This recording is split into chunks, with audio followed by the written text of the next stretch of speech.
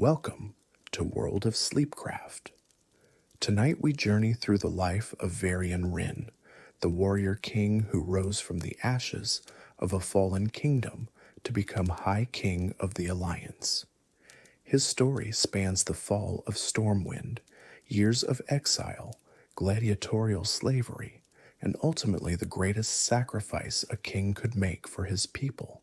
Settle in, get comfortable, and let this tale of courage, loss, and redemption unfold before you. In the years before darkness crept across Azeroth, before the orcs had ever set foot upon this world, there existed a kingdom of unparalleled beauty and prosperity. Stormwind, they called it, and its white towers rose like beacons against the blue sky, visible for miles across the rolling green hills of Elwyn Forest. Within those towers, within the great keep that overlooked the bustling city below, a child was born who would one day be remembered as one of the greatest kings humanity had ever known. Varian Wrynn came into this world 10 years before the First War, the son of King Wrynn and his beloved Queen Taria. The kingdom rejoiced at news of the prince's birth, for Lane was a wise and just ruler, and his people loved him dearly. Bells rang throughout the city, and celebrations lasted for days as nobles and commoners alike toasted the health of the newborn prince. No one could have imagined the trials that awaited this child, the suffering he would endure, or the legend he would become. The House of Wrynn had ruled Stormwind for generations, their lineage stretching back to the founding of the kingdom itself. They were not the oldest human bloodline. That honor belonged to the Arathi who had united the scattered tribes centuries ago, but they were among the most respected.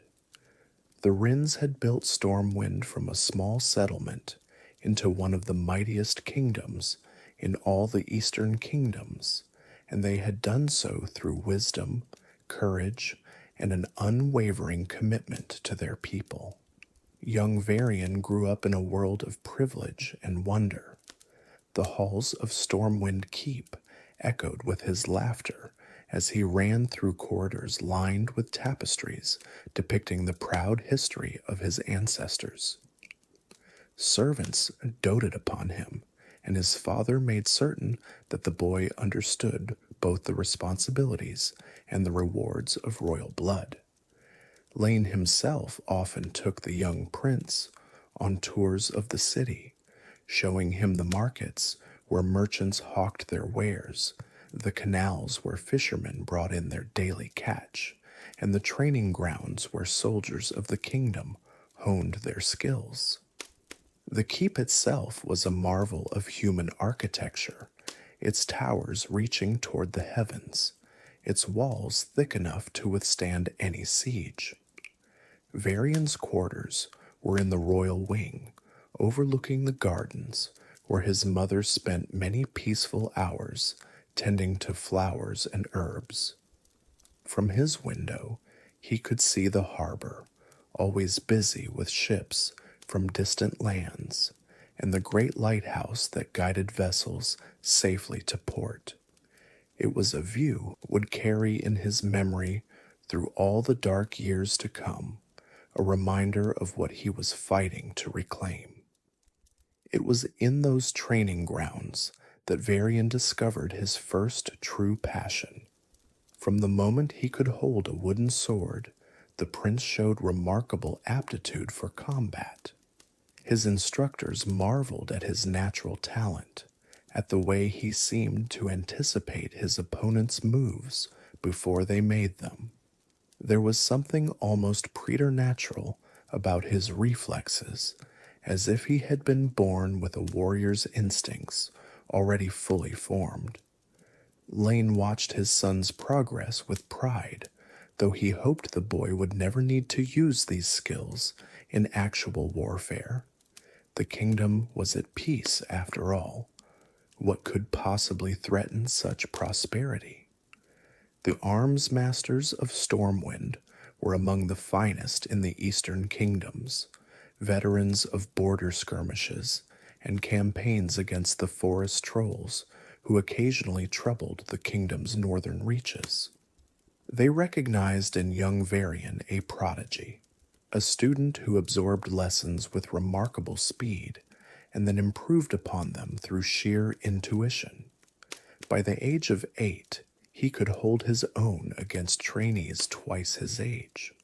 By 9, he was giving the instructors themselves reason to take their sparring seriously. Queen Taria made certain her son received a proper education as well. While Varian preferred the training yard to the study, she insisted he learn to read and write, to understand history and diplomacy, to appreciate art and music.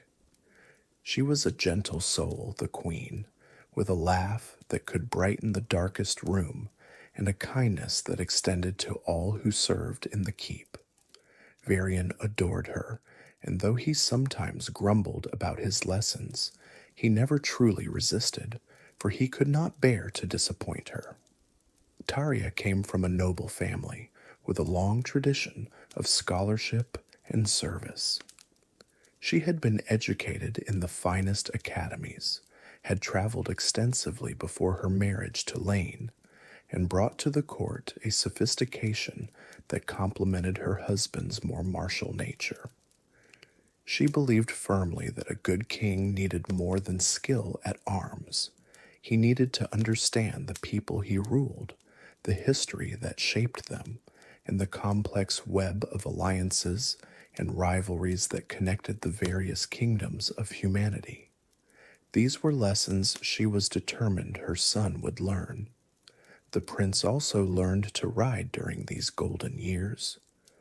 The royal stables housed some of the finest horses in all the eastern kingdoms, bred for both beauty and endurance, their bloodlines carefully maintained over generations.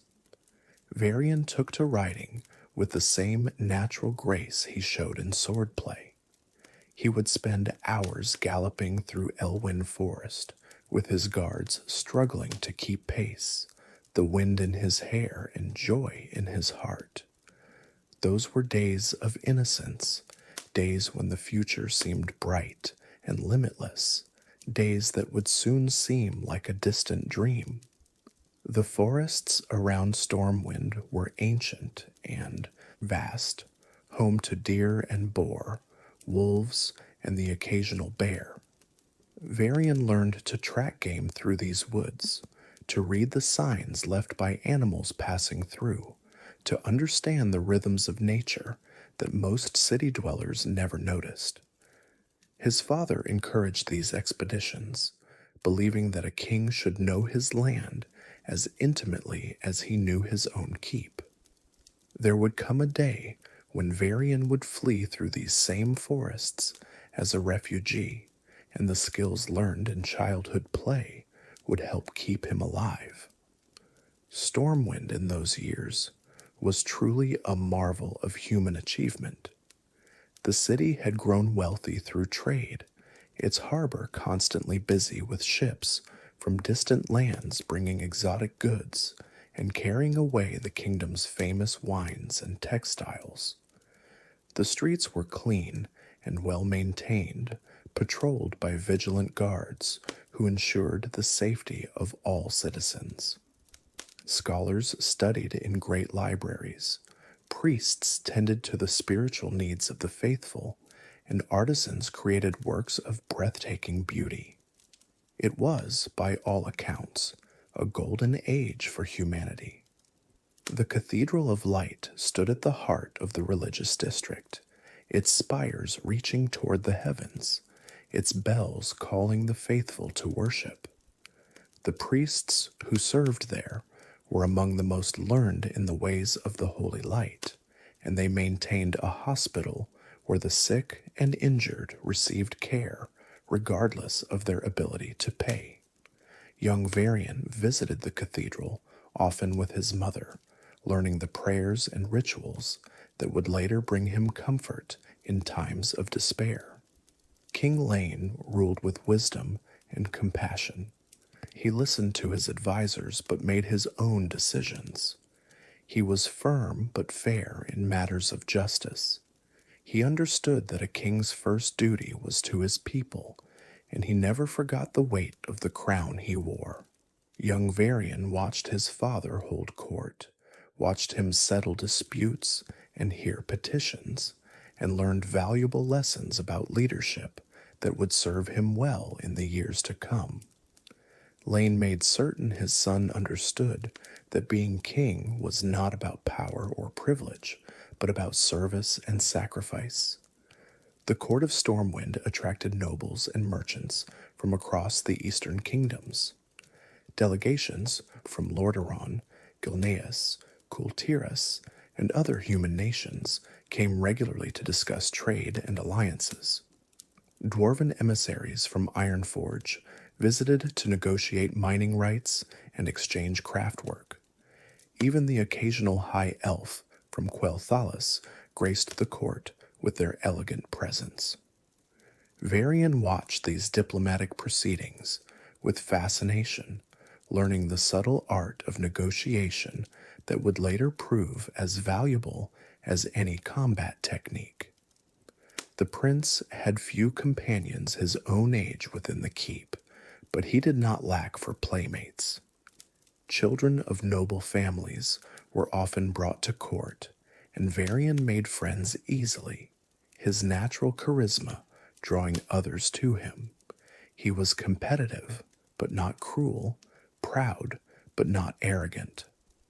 The other children admired him for his skill at arms and his willingness to include everyone in his games. These early friendships would not last, however. War has a way of scattering such things to the wind. Among his childhood friends was a boy named Thomas, son of one of Lane's most trusted knights.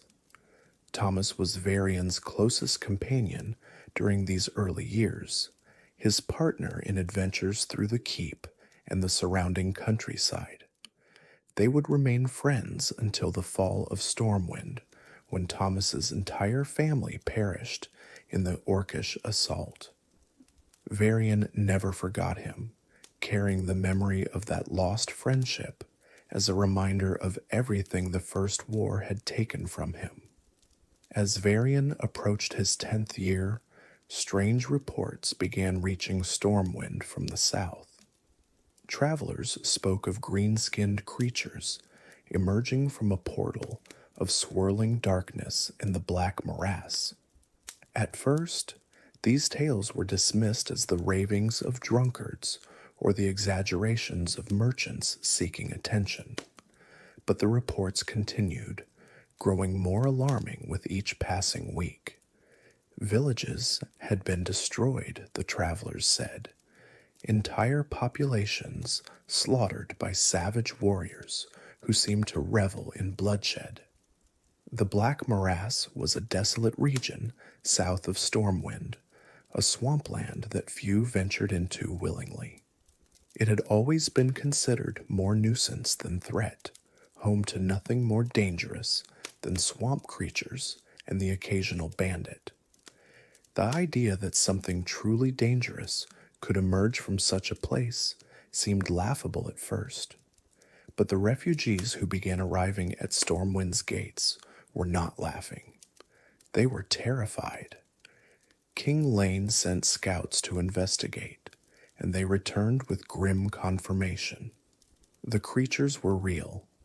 They called themselves orcs, and they had come from another world through a gateway known as the Dark Portal.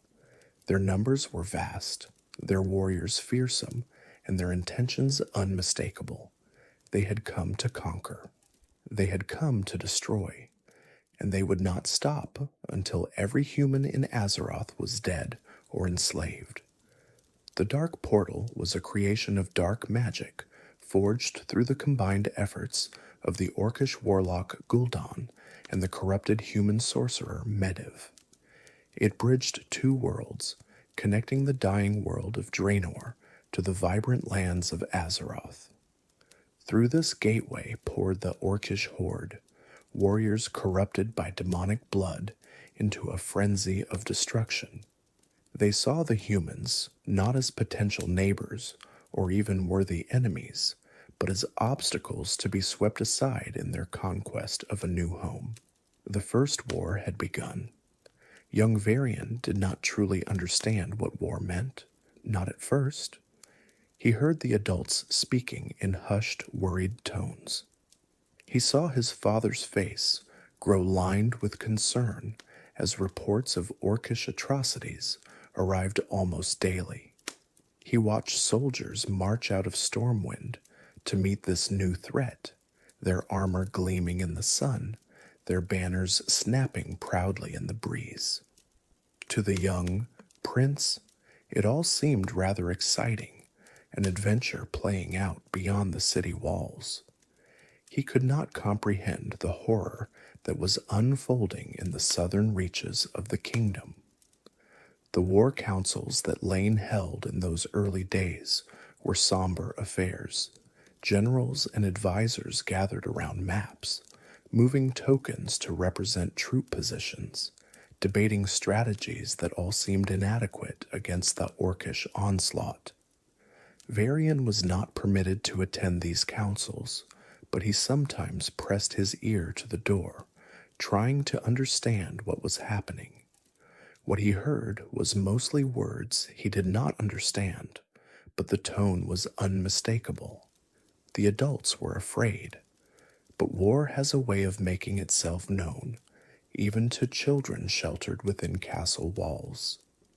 The first refugees arrived within weeks of the initial orcish attacks. Farmers from the southern reaches of the kingdom, their homes burned, their families dead or scattered. They came with haunted eyes and trembling voices, and they told stories that turned Varian's childish excitement to ice-cold fear. The orcs showed no mercy, they said. They killed everything in their path, men and women and children alike. They burned crops and salted fields. They were not conquerors seeking to rule, but destroyers seeking to annihilate. One refugee family in particular made a lasting impression on young Varian, a mother and her 2 daughters, the only survivors of a village of 300 souls. The mother's eyes were empty, hollowed out by grief, and she clutched her children as if she expected orcs to burst through the keep's walls at any moment. Varian tried to speak to the daughters, to offer some comfort, but they only stared at him with a terror that made his blood run cold. They had seen things no child should ever see. Queen Tiffin organized relief efforts for these refugees, and Varian helped where he could, though it felt like trying to empty the ocean with a cup. More arrived each day, bringing ever more terrible news. The king's armies had engaged the orcs in battle and suffered heavy losses. The green-skinned warriors fought with a ferocity that defied belief, seemingly immune to fear and pain. For every orc that fell, 3 more seemed to take its place. The defenders of Stormwind were brave, but bravery alone could not stem the green tide. The hospitals of Stormwind filled with wounded soldiers, men who had faced the orcs and lived to tell the tale. Their stories were grim, speaking of enemies who fought with a savagery unknown among civilized peoples. The orcs did not take prisoners. They did not negotiate. They simply killed and killed and killed some more. The priests of the light worked day and night to heal the wounded, but for many there was nothing that could be done except ease their passage into death. Anduin Lothar, the champion of Stormwind and King Lane's most trusted friend, led the kingdom's forces against the horde. He was a legendary warrior, the last living, descendant of the Arathi bloodline, and soldiers would follow him into the fires of hell itself. His sword, the great blade known as the Sword of Stormwind, had been passed down through generations of his family, and in his hands it became a weapon of almost mythical power. Under his command, the human forces won several victories, but they were Pyrrhic triumphs that cost more than they gained. The orcs simply had too many warriors, and they seemed to reproduce faster than any natural creature had a right to. Lothar was a frequent visitor to the keep during these dark days, conferring with Lane about strategy and supplies. Varian idolized the champion, seeing in him everything a warrior should be: strong, brave, honorable, and utterly devoted to his duty. Lothar noticed the young prince's admiration and sometimes took the time to offer advice or demonstrate a sword technique. These brief interactions planted seeds that would later grow into the warrior Varian would become.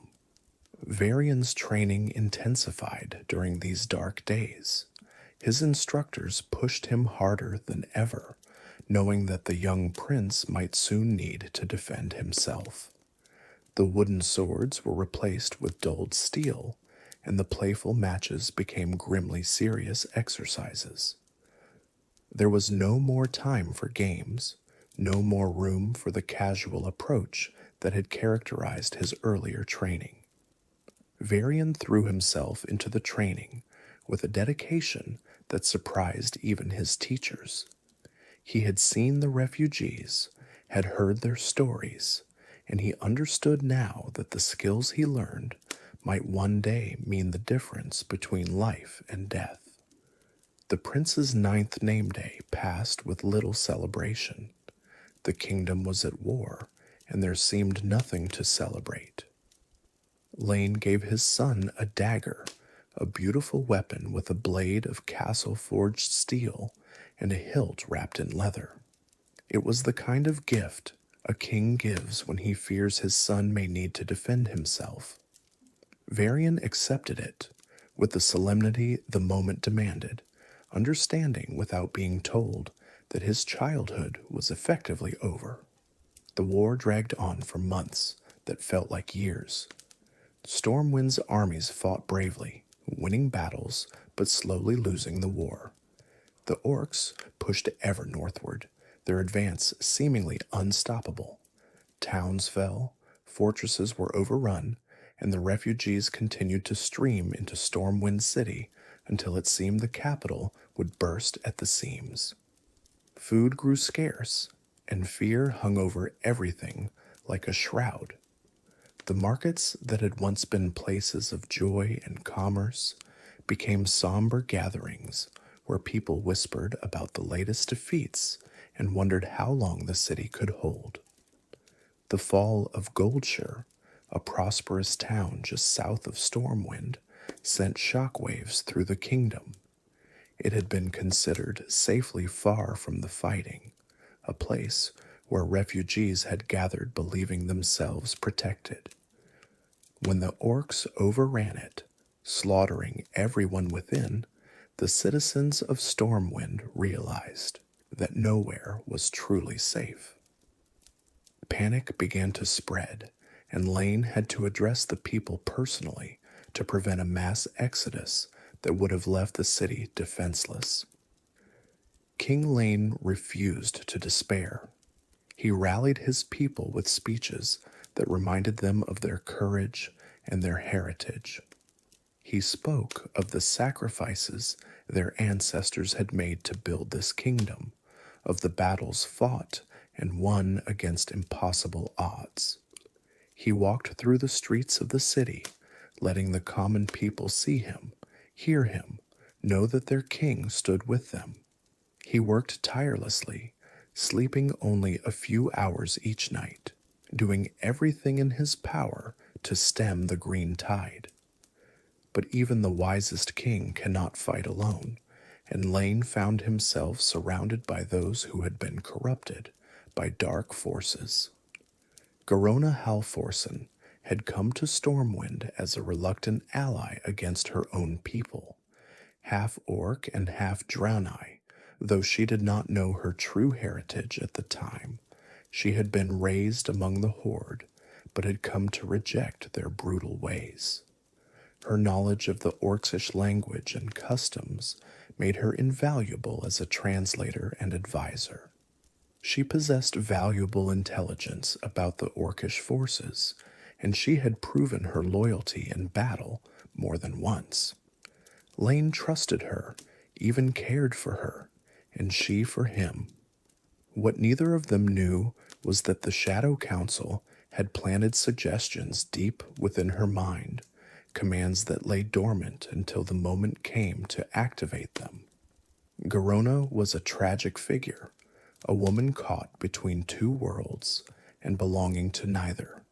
The orcs saw her as an abomination, a half-breed to be used and discarded. The humans viewed her with suspicion, never fully trusting her despite her proven loyalty. Only Lane and a few others treated her as a person rather than a tool or a threat. She came to love the human king, not romantically, but with the fierce devotion of someone who had finally found acceptance. That love made what happened next all the more devastating. That moment came on a night that would live forever in Varian's memory. He was in his chambers when the screaming started, when guards began shouting and running through the corridors. The young prince grabbed his sword and rushed toward the commotion, his heart pounding with fear and adrenaline. He did not think about the danger, did not consider that he was just a child running toward violence. He only knew that something terrible was happening, and he had to see. What he found when he reached the throne room would haunt him for the rest of his days. King Lane lay dead upon the floor, his eyes still open, staring at nothing. Blood pooled beneath him, spreading slowly across the stone tiles. Standing over him, her hands covered in his blood, was Garona. The expression on her face was one of absolute horror, of someone who had just awoken from a nightmare to find it real. She had not wanted to do this, Varian would later learn.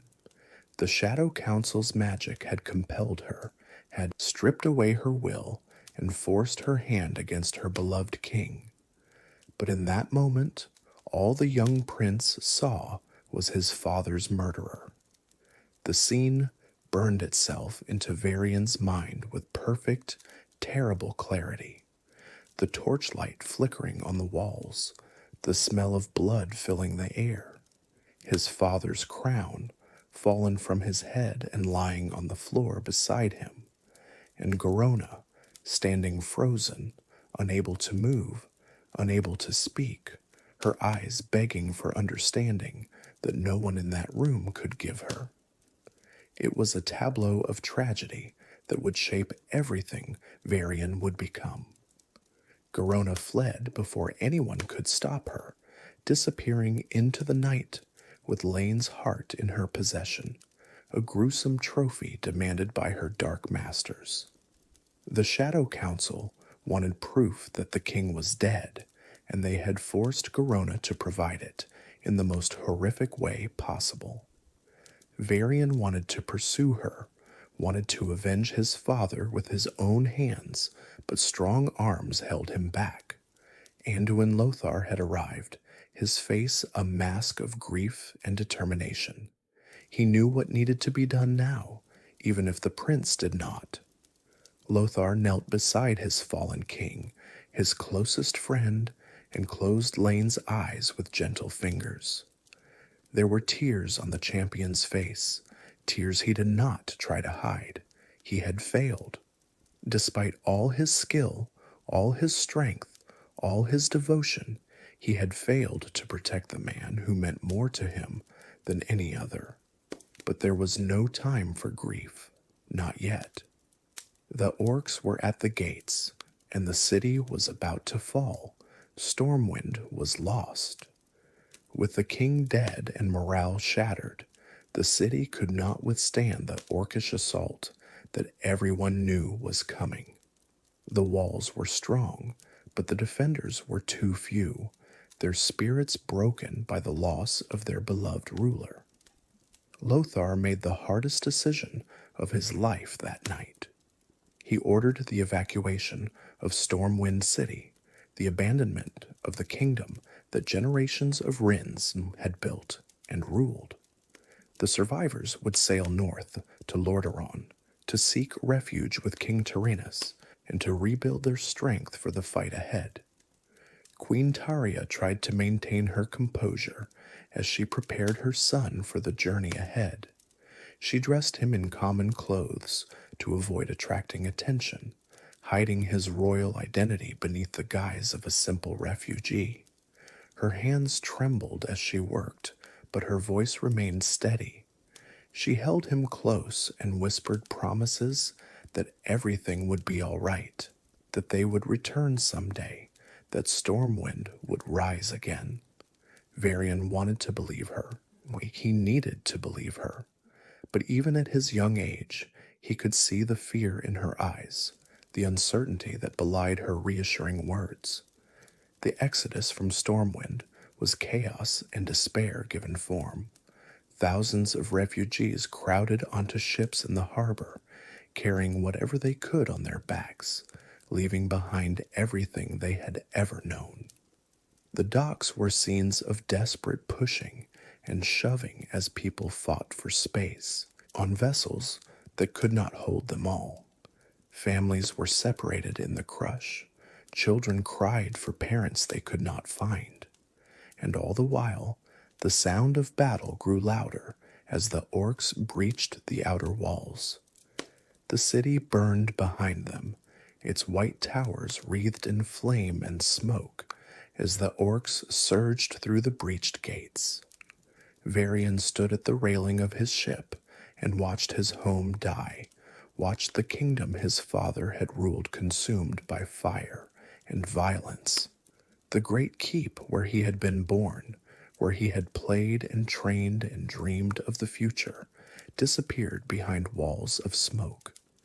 The lighthouse that had guided ships safely to harbor crashed into the sea, extinguished forever. Everything he had known, everything he had loved, was being destroyed before his eyes.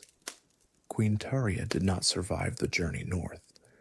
The details are unclear, lost to the confusion of those terrible days. But somewhere during the voyage or in the immediate aftermath, she perished. Some accounts say she was killed during an orcish attack on the refugee fleet. Others suggest illness or the simple breaking of a heart that had already endured too much. The truth died with her, and Varian never learned exactly what happened. He only knew that one day his mother was beside him, and the next she was gone. Varian found himself alone in the world, a prince without a kingdom, a son without parents, a child forced to become a man before his time. The grief was overwhelming, a weight that pressed down on him until he could barely breathe. He wanted to scream, to cry, to rage against the injustice of it all. But he was a Wrynn, and Wrynns did not break. He swallowed his pain and carried on as his father would have expected, as his duty demanded. Anduin Lothar kept the boy close during those dark days. The champion of Stormwind had loved Lane like a brother, and he would protect Lane's son with his life. He saw something in young Varian, a strength that had not yet fully emerged, a fire that burned even in the depths of despair. Lothar made it his mission to nurture that fire, to ensure that when the time came, Varian would be ready to reclaim his birthright. The champion became more than a protector. He became a second father, teaching Varian lessons that went far beyond sword technique. The journey north was long and perilous. The refugee fleet faced storms, orcish raiders, and the simple misery of too many people crowded into too little space. Disease spread through the ships, claiming lives that had survived the fall of Stormwind. Food and water ran short, and rationing became necessary. Varian watched people he had known all his life waste away from hunger and sickness, adding to the already crushing burden of his grief. The ships carrying Stormwind's refugees eventually reached the shores of Lordaeron, the greatest of the human kingdoms. The sight of its white walls rising above the harbor brought tears to the eyes of many refugees, reminder that humanity still stood, that not everything had been lost. King Tyrannus II received them with compassion and generosity, opening his realm to the survivors of the fallen kingdom. He treated young Varian not as a refugee, but as a fellow prince, giving him quarters in the palace and ensuring he received the education and training befitting his station. It was an act of kindness that Varian would never forget. In the halls of Lordaeron, Varian met another prince who would become important in his life. Arthas Menethil was Tyrannus' son, a few years younger than Varian, but already showing the charisma and potential that would later make him both a hero and a monster. The two princes became fast friends, training together, studying together, and finding in each other the companionship they both desperately needed. For Varian, Arthas became the closest thing to a brother he would ever have. The friendship between Varian and Arthas was genuine and deep. They were competitive, as young warriors often are, constantly testing each other in the training yard and the classroom. Varian was the superior swordsman, his years of intensive training giving him an edge that Arthas could not match, despite his natural talent. But Arthas was quicker to learn academic subjects, his mind absorbing knowledge with remarkable speed. Their different strengths complemented each other, and neither could claim to be wholly superior. But beneath the rivalry was a mutual respect and affection that transcended their different circumstances. Arthas admired Varian's skill at arms and his quiet determination, the way he carried his grief without letting it consume him. Varian admired Arthas's natural charisma and his unwavering sense of justice, his genuine desire to help others and protect the innocent. Neither could have imagined how differently their paths would eventually lead them, or the tragedy that awaited them both. The two princes spent countless hours together during these years. They hunted in the forests around Lordaeron, competed in tournaments, and shared their hopes and fears as only close friends can. Arthas helped Varian begin to heal from his losses, giving him a reason to laugh again, a connection to the world of the living. Varian helped temper Arthas's sometimes reckless enthusiasm with hard-won wisdom about the costs of war. They made each other better in those years, and the kingdom of Lordaeron was enriched by their friendship. Lordaeron itself was a revelation to the young refugee prince. It was larger than Stormwind had been, its capital city sprawling across hills and valleys, its population numbering in the hundreds of thousands. The palace where Tyrannus held court made Stormwind Keep look almost modest by comparison, with halls large enough to hold thousands and towers that seemed to pierce the very clouds. Yet for all its grandeur, Varian found it cold compared to the home he had lost. Stormwind had been his, every stone familiar, every corner holding memories. Lordaeron, however welcoming, was still a foreign land. While the young princes grew and trained, The adults were working to ensure that the Orcish threat would be met with overwhelming force. Anduin Lothar traveled from kingdom to kingdom, telling the tale of Stormwind's fall and warning that the same fate awaited all of humanity if they did not stand together. His words were often met with skepticism at first. The northern kingdoms had never faced the orcs, had only heard distant rumors of their savagery. But Lothar's passion and the evidence of the Stormwind refugees eventually convinced even the most stubborn rulers. King Tyrannus was instrumental in these negotiations, using his diplomatic skill to smooth over old rivalries and forge new alliances. Gilneas and Stromgard, kingdoms with centuries of conflict between them, agreed to set aside their differences. Kultiras committed its mighty navy to the cause. Even the dwarves of Ironforge and the high elves of Quel'Thalas, neither particularly fond of involving themselves in human affairs, recognized the threat the Horde posed to all free peoples. The result was the alliance of Lordaeron, the greatest military coalition the world had ever seen. Varian played an unexpected role in the formation of this alliance. The venerable paladin Turalian brought the young prince before the Council of Seven Nations, presenting him as living proof of what the orcs were capable of.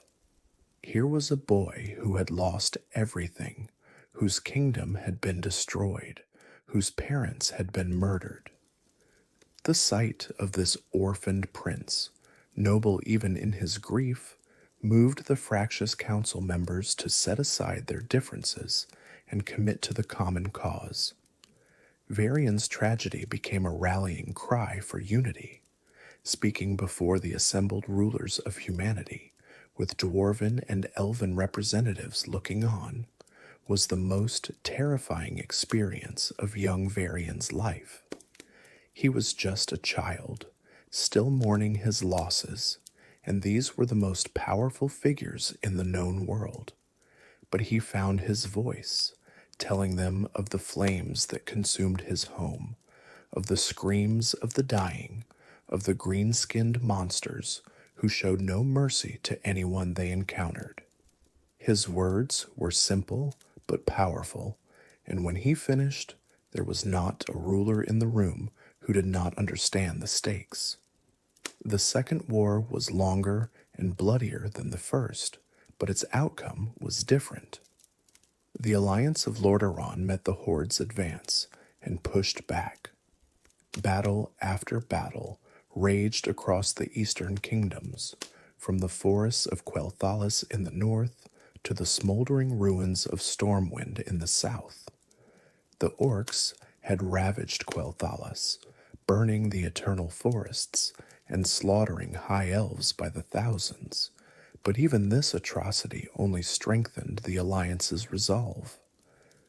Varian was too young to fight in these battles, but he followed the war's progress with desperate hope, knowing that every victory brought him closer to reclaiming his homeland. Anduin Lothar led the alliance forces with brilliant tactical skill and unwavering courage. He was everywhere at once, it seemed, rallying troops when spirits flagged, leading charges when the line threatened to break.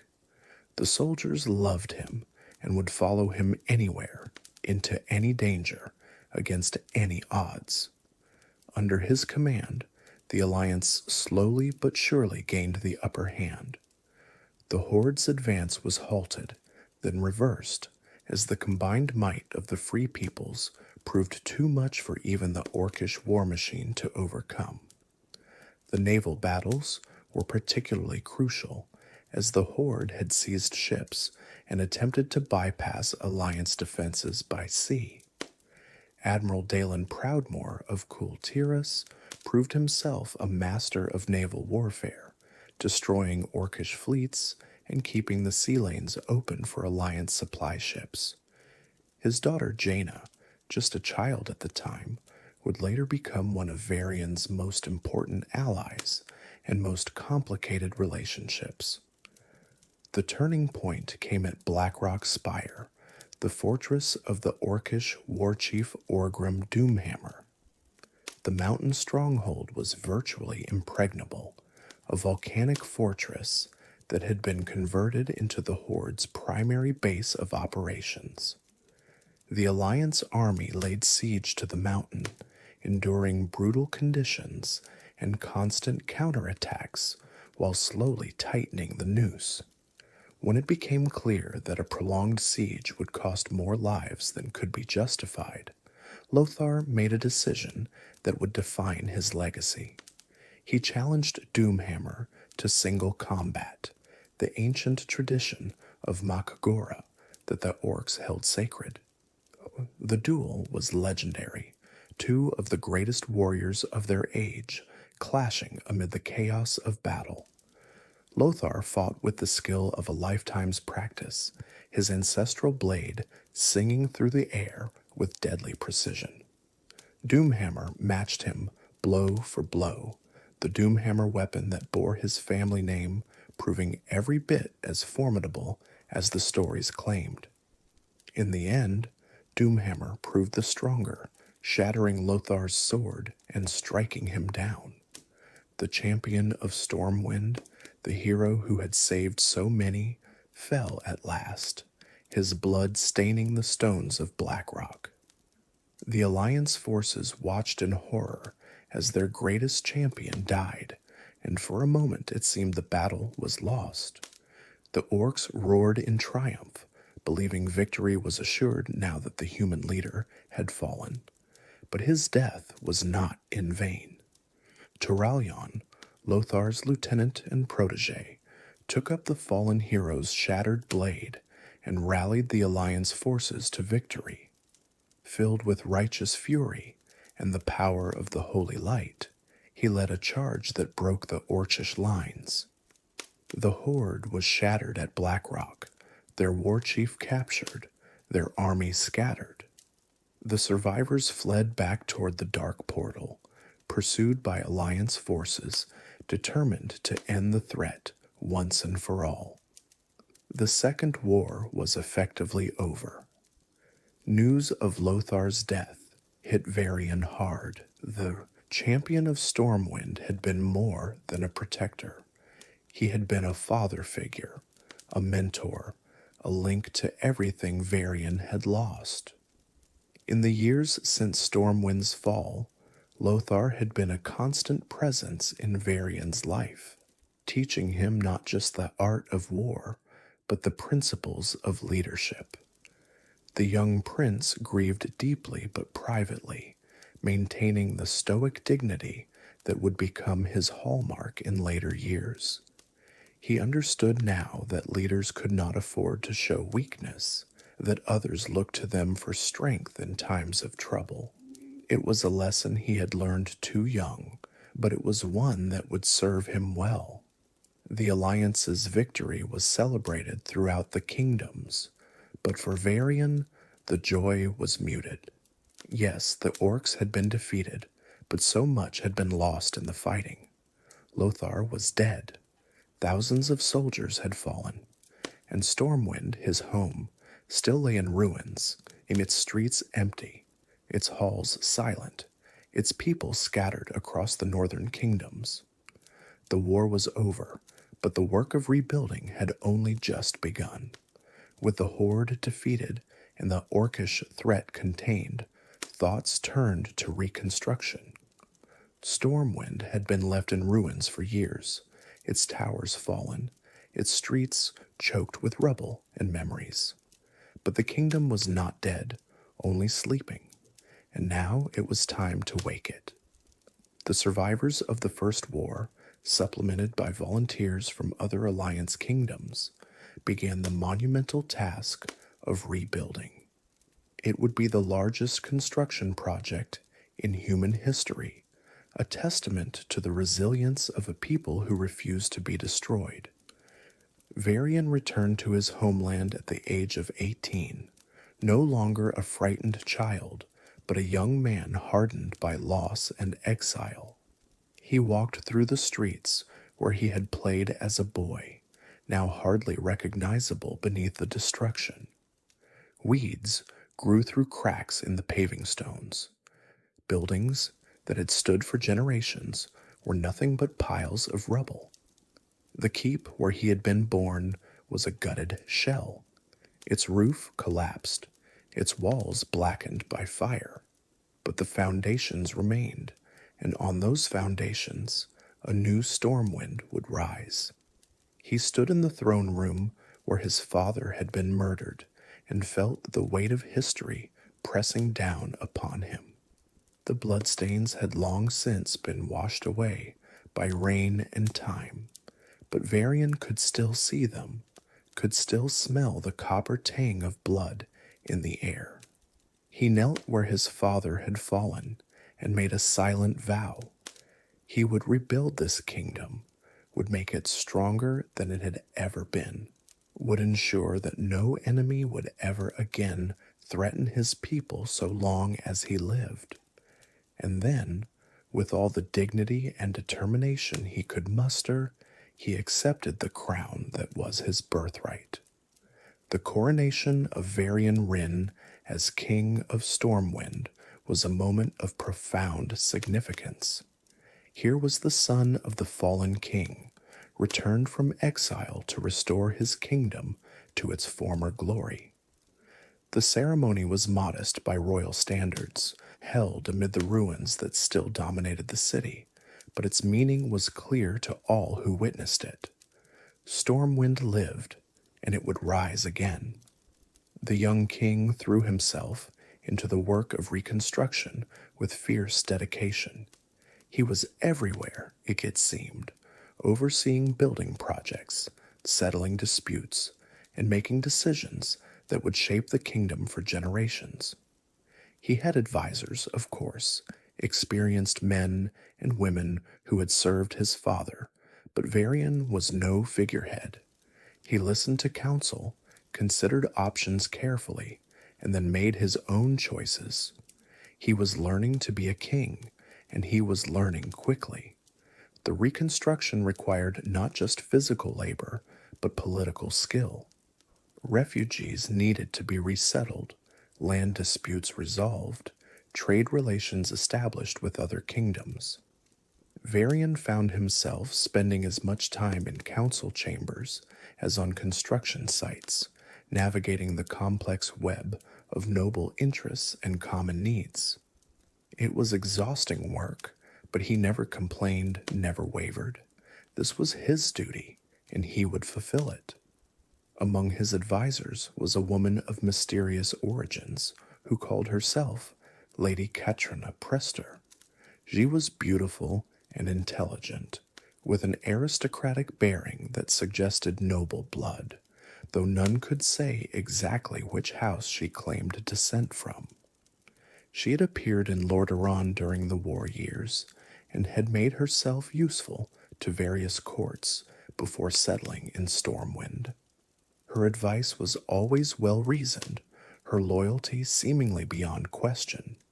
No one suspected the truth that lurked beneath her human guise. Lady Prester's influence grew steadily in those early years. She had a talent for making herself indispensable, for knowing exactly what to say and when to say it. Varian came to rely on her counsel, trusting her as he trusted few others.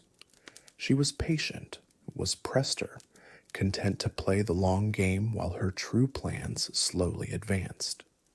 The web she was weaving would not be fully revealed for years, and by then it would be almost too late. It was during these years of reconstruction that Varian met the woman who would become his queen. Tiffin was the daughter of a noble family that had remained loyal to the crown throughout the dark years of exile. Her father had been one of the nobles who had advocated most strongly for the reconstruction, donating considerable resources to the effort. The Illyrians were not the wealthiest house in Stormwind, but they were among the most respected, known for their integrity and their commitment to the common good. Tiffin herself was remarkable in ways that went beyond her noble birth. She had been educated in philosophy and the arts, had studied the healing arts with the priests of the light, and had traveled extensively throughout the Alliance kingdoms during the years when Stormwind lay in ruins. She possessed a grace and kindness that reminded Varian painfully of his mother, but she was no shrinking flower content to stand in a man's shadow. She was not intimidated by the young king, did not defer to him as so many others did, but engaged him as an equal. Their first meeting was at a state dinner honoring those who had contributed to the reconstruction. Varian was going through the motions, shaking hands and making small talk with nobles who all seemed to want something from him. Then Tiffin approached, and everything changed. She did not flatter him or seek his favor. Instead, she challenged him on a minor point of policy, arguing that the crown should do more to support the workers who were rebuilding the city. Varian found himself intrigued by this woman who dared to disagree with a king. They talked for hours that night, their conversation ranging from politics to philosophy to the stories of their respective childhoods. Varian found himself opening up to Tiffin in ways he never had with anyone else, sharing memories of his parents and the fall of Stormwind that he had kept locked away for years.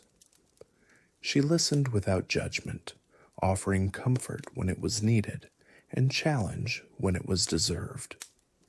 By the time the evening ended, Varian knew that he had met someone special. Their courtship was brief but genuine, and their marriage was celebrated throughout the kingdom as a sign of hope for the future. Tiffin brought light into Varian's life at a time when he needed it most. She helped him remember that there was more to life than duty and reconstruction, that joy and love were also worth fighting for. With her at his side, the burdens of kingship seemed lighter, the future brighter. The wedding of Varian and Tiffin was the first truly joyous occasion Stormwind had seen since before the First War. The city was still more ruin than restoration, but garlands decorated the standing walls, and music filled the streets. Citizens who had known nothing but hardship for years allowed themselves to celebrate, to believe that better days were ahead. The young king and his beautiful queen seemed the embodiment of that hope. Within a year, Tiffin presented Varian with a son. The king named the boy Anduin, after the hero who had saved him and so many others during the exodus from Stormwind. It was a name that carried weight and expectation, and Varian hoped his son would one day live up to it. Holding his newborn child, looking into those innocent eyes, Varian felt something he had not felt in years: pure, uncomplicated happiness. The first years of Anduin's life were the happiest Varian had ever known. He watched his son grow, delighting in every new milestone, every first word and first step. Tiffin was a devoted mother, and together they created a home filled with love and laughter, a sanctuary from the pressures of rulership. For a brief, precious time, it seemed that Varian had finally found the peace that had eluded him for so long. He would sometimes watch Anduin sleeping and think about the future, about the man his son would become. Varian hoped Anduin would know a world at peace, would never have to experience the horrors that had shaped his father's life. He wanted to give his son the childhood he himself had lost, the security and stability that had been shattered when the orcs came through the dark portal. It was a father's dream, innocent and hopeful, and it would prove to be tragically naive. Tiffin often counseled Varian to show more mercy toward the common people, to remember that a king's duty was to all his subjects, not just the nobility. She accompanied him to the poorer districts of Stormwind, where the reconstruction had been slowest, where families still lived in temporary shelters years after the rebuilding began. Her compassion opened Varian's eyes to realities he had been too consumed with the larger picture to notice. Under her influence, he began to push for policies that would benefit all citizens, not just those with wealth and influence. But happiness in Azeroth is always fleeting. The reconstruction of Stormwind was an enormous undertaking, arguably the greatest building project in human history. The city that emerged from the ruins would be larger and grander than the original, its walls thicker, its towers taller, its defenses stronger. The architects who designed the new Stormwind drew on techniques from across the Alliance, incorporating dwarven stonework, high elven aesthetics, and good old human practicality. Making this vision a reality required an army of workers, and the crown turned to a guild of master craftsmen known as the Stonemasons. Edwin Van Cleef led the Stonemasons Guild, a brilliant architect and organizer who had proven his worth during the Reconstruction. He was a commoner by birth, the son of a mason who had himself been the son of a mason, but his talent elevated him above his origins. Under his direction, the guild's workers performed miracles of construction, raising new structures from the rubble of the old with remarkable speed and skill. The white towers of Stormwind rose once more, and Von Cleef's name was spoken with admiration throughout the city. The stonemasons worked tirelessly for years, laboring in heat and cold, rain and shine, to fulfill the vision of a restored Stormwind. They rebuilt the keep from its foundations, constructed new walls that dwarfed the old ones, and created public spaces of unprecedented beauty. The Cathedral of Light, grander than before, rose at the heart of the city. The canals were dredged and expanded, turning Stormwind into a city of waterways.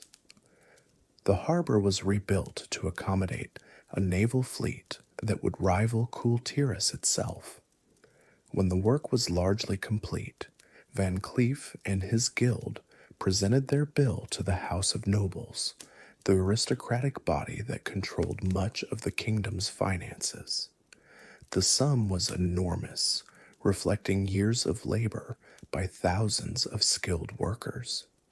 It was also fair, calculated according to the contracts that had been signed at the project's beginning. What the stonemasons expected was payment. What they received was betrayal.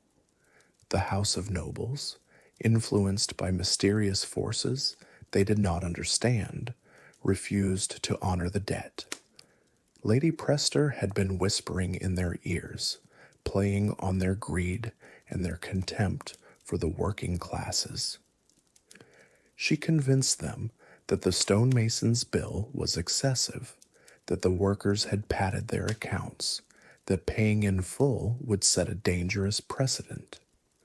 They found technicalities in the contracts, manufactured disputes about the quality of work, and ultimately declared that the stonemasons would receive nothing. Years of backbreaking labor, of sweat and sacrifice and skill, dismissed with aristocratic contempt. King Varian found himself caught between factions. He understood the stonemasons' grievance, recognized the injustice of the nobles' position, and wanted to find a fair solution. But the House of Nobles wielded enormous political power, controlling much of the kingdom's wealth and commanding the loyalty of many influential families. Lady Prestor counseled caution, warning that challenging them too directly could destabilize the kingdom. Varian hesitated, hoping for compromise, not realizing that his hesitation would cost him everything. Van Cleef and his workers did not accept their treatment quietly. They organized protests, demanding the payment they were owed. The protests grew larger and angrier as time passed, and no resolution appeared. Workers who had rebuilt the kingdom now found themselves unable to feed their families, their savings exhausted, their trust in the crown shattered. Tensions escalated, words gave way to shoving, and shoving gave way to violence. What began as a labor dispute became a full-scale riot in the streets of Stormwind. Varian was in the keep when the violence erupted, but Tiffin was not. The queen had been in the city, doing charitable work among the common folk, as was her habit. She had heard of the protests and gone to see if she could help calm the situation, believing that her presence might remind the workers that not all nobility were their enemies. It was an act of compassion that would cost her life. When the riot broke out, she found herself trapped in a crowd that had suddenly become a mob. Guards tried to reach her, to escort her to safety, but the press of bodies was too great, the chaos too complete. People were shoving and screaming, running in every direction, trampling those who fell. The queen tried to find shelter, tried to make her way toward the guards who were calling her name, but the crowd was too dense, the panic too overwhelming. A rock flew through the air, thrown by someone in the crowd, and struck Tiffin Wrynn in the head. It was not aimed at her, probably not aimed at anyone in particular, just an expression of rage thrown blindly into the chaos. The queen fell and did not rise.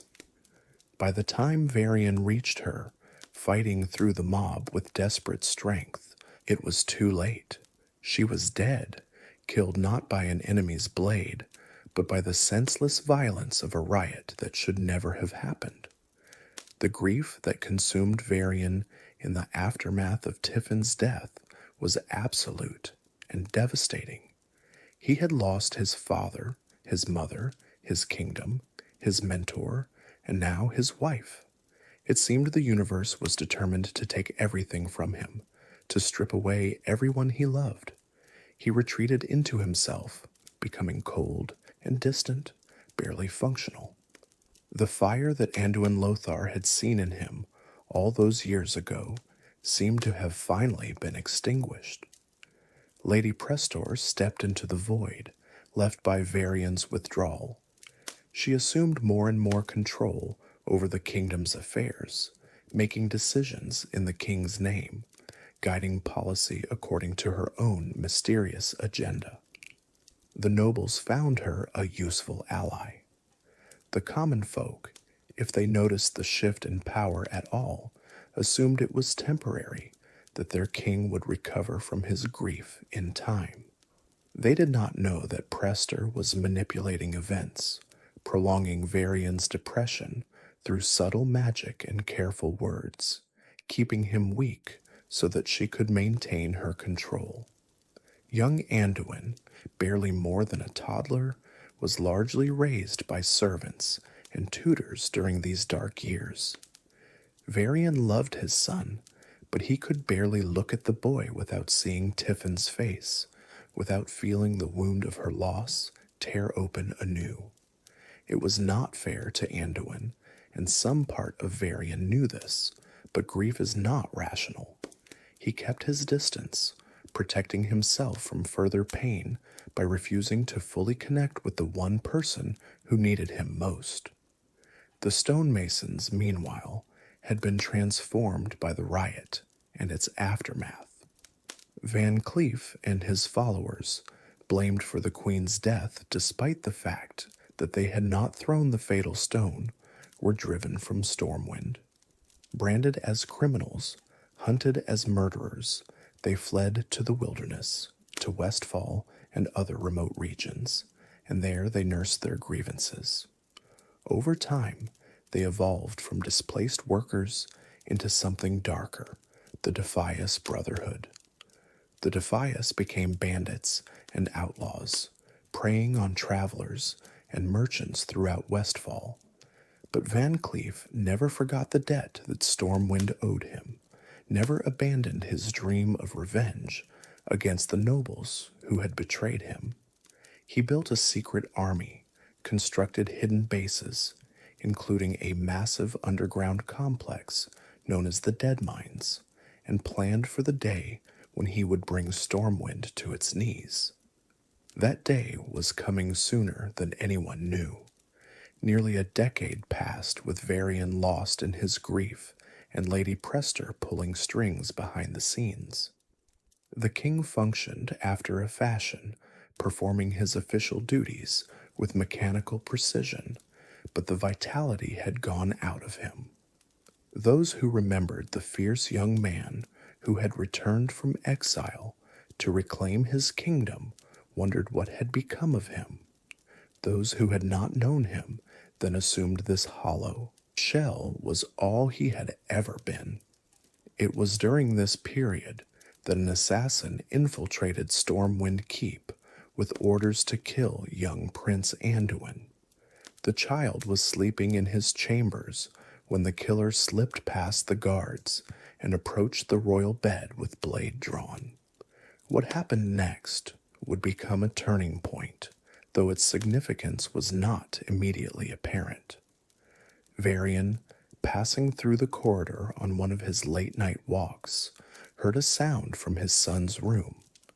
Instinct took over, instinct honed by years of training that not even grief could erase. He burst through the door just as the assassin was raising his weapon and threw himself at the killer with a fury that shocked everyone who witnessed it. The fight was brief and brutal, ending with the assassin dead on the floor and Varian standing over his body, breathing hard, alive in a way he had not been alive in years. Something shifted in Varian that night. Looking down at his sleeping son, unharmed because his father had been there when it mattered, he felt the first stirrings of the man he had once been. The grief did not disappear, would never fully disappear, but it was joined now by something else, a recognition that he still had something to live for, someone who needed him, to be more than a ghost haunting his own halls. Recovery was slow and incomplete. Varian remained prone to dark moods and sudden rages, unable to fully escape the shadow that had descended upon him. But he began to re-engage with his duties, to make decisions for himself, rather than delegating everything to Lady Prester, to spend time with young Anduin. It was progress, however halting, and those who cared about the king dared to hope that he might yet become the ruler Stormwind needed. The diplomatic mission to Theramore was supposed to be routine. Lady Jaina Proudmoore, one of the most powerful mages in Azeroth, and a key figure in maintaining peace between the Alliance and the new horde led by Thrall, had invited Varian to discuss matters of mutual concern. Relations between the factions were complicated, with old hatreds running deep despite the official peace. A meeting between the King of Stormwind and the ruler of Theramore could help ease tensions and prevent future conflicts. Varian was reluctant to make the journey. He had never fully embraced the idea of peace with the Horde, could not forget that orcs had destroyed his kingdom and murdered his people. Every time he looked at an orc, he saw the flames consuming Stormwind, heard the screams of the dying, felt the cold emptiness of everything he had lost. But his advisors counseled that diplomacy was necessary, and Lady Prester particularly urged him to go. She had her own reasons for wanting the king away from Stormwind, reasons that would soon become terrifyingly clear. The king's ship set sail from Stormwind Harbor on a clear morning, carrying Varian and a small retinue of guards and advisors. The voyage should have been uneventful, a simple trip along the coast and then across the sea to Kalimdor. But somewhere along the way, things went terribly wrong. The Defias Brotherhood had learned of the king's journey through a spy within Stormwind, a spy whose identity would later prove to be closely connected to the mysterious Lady Prester. Van Cleef saw an opportunity for revenge and seized it. His agents ambushed the royal vessel under cover of night, overwhelming the guards and taking the king captive.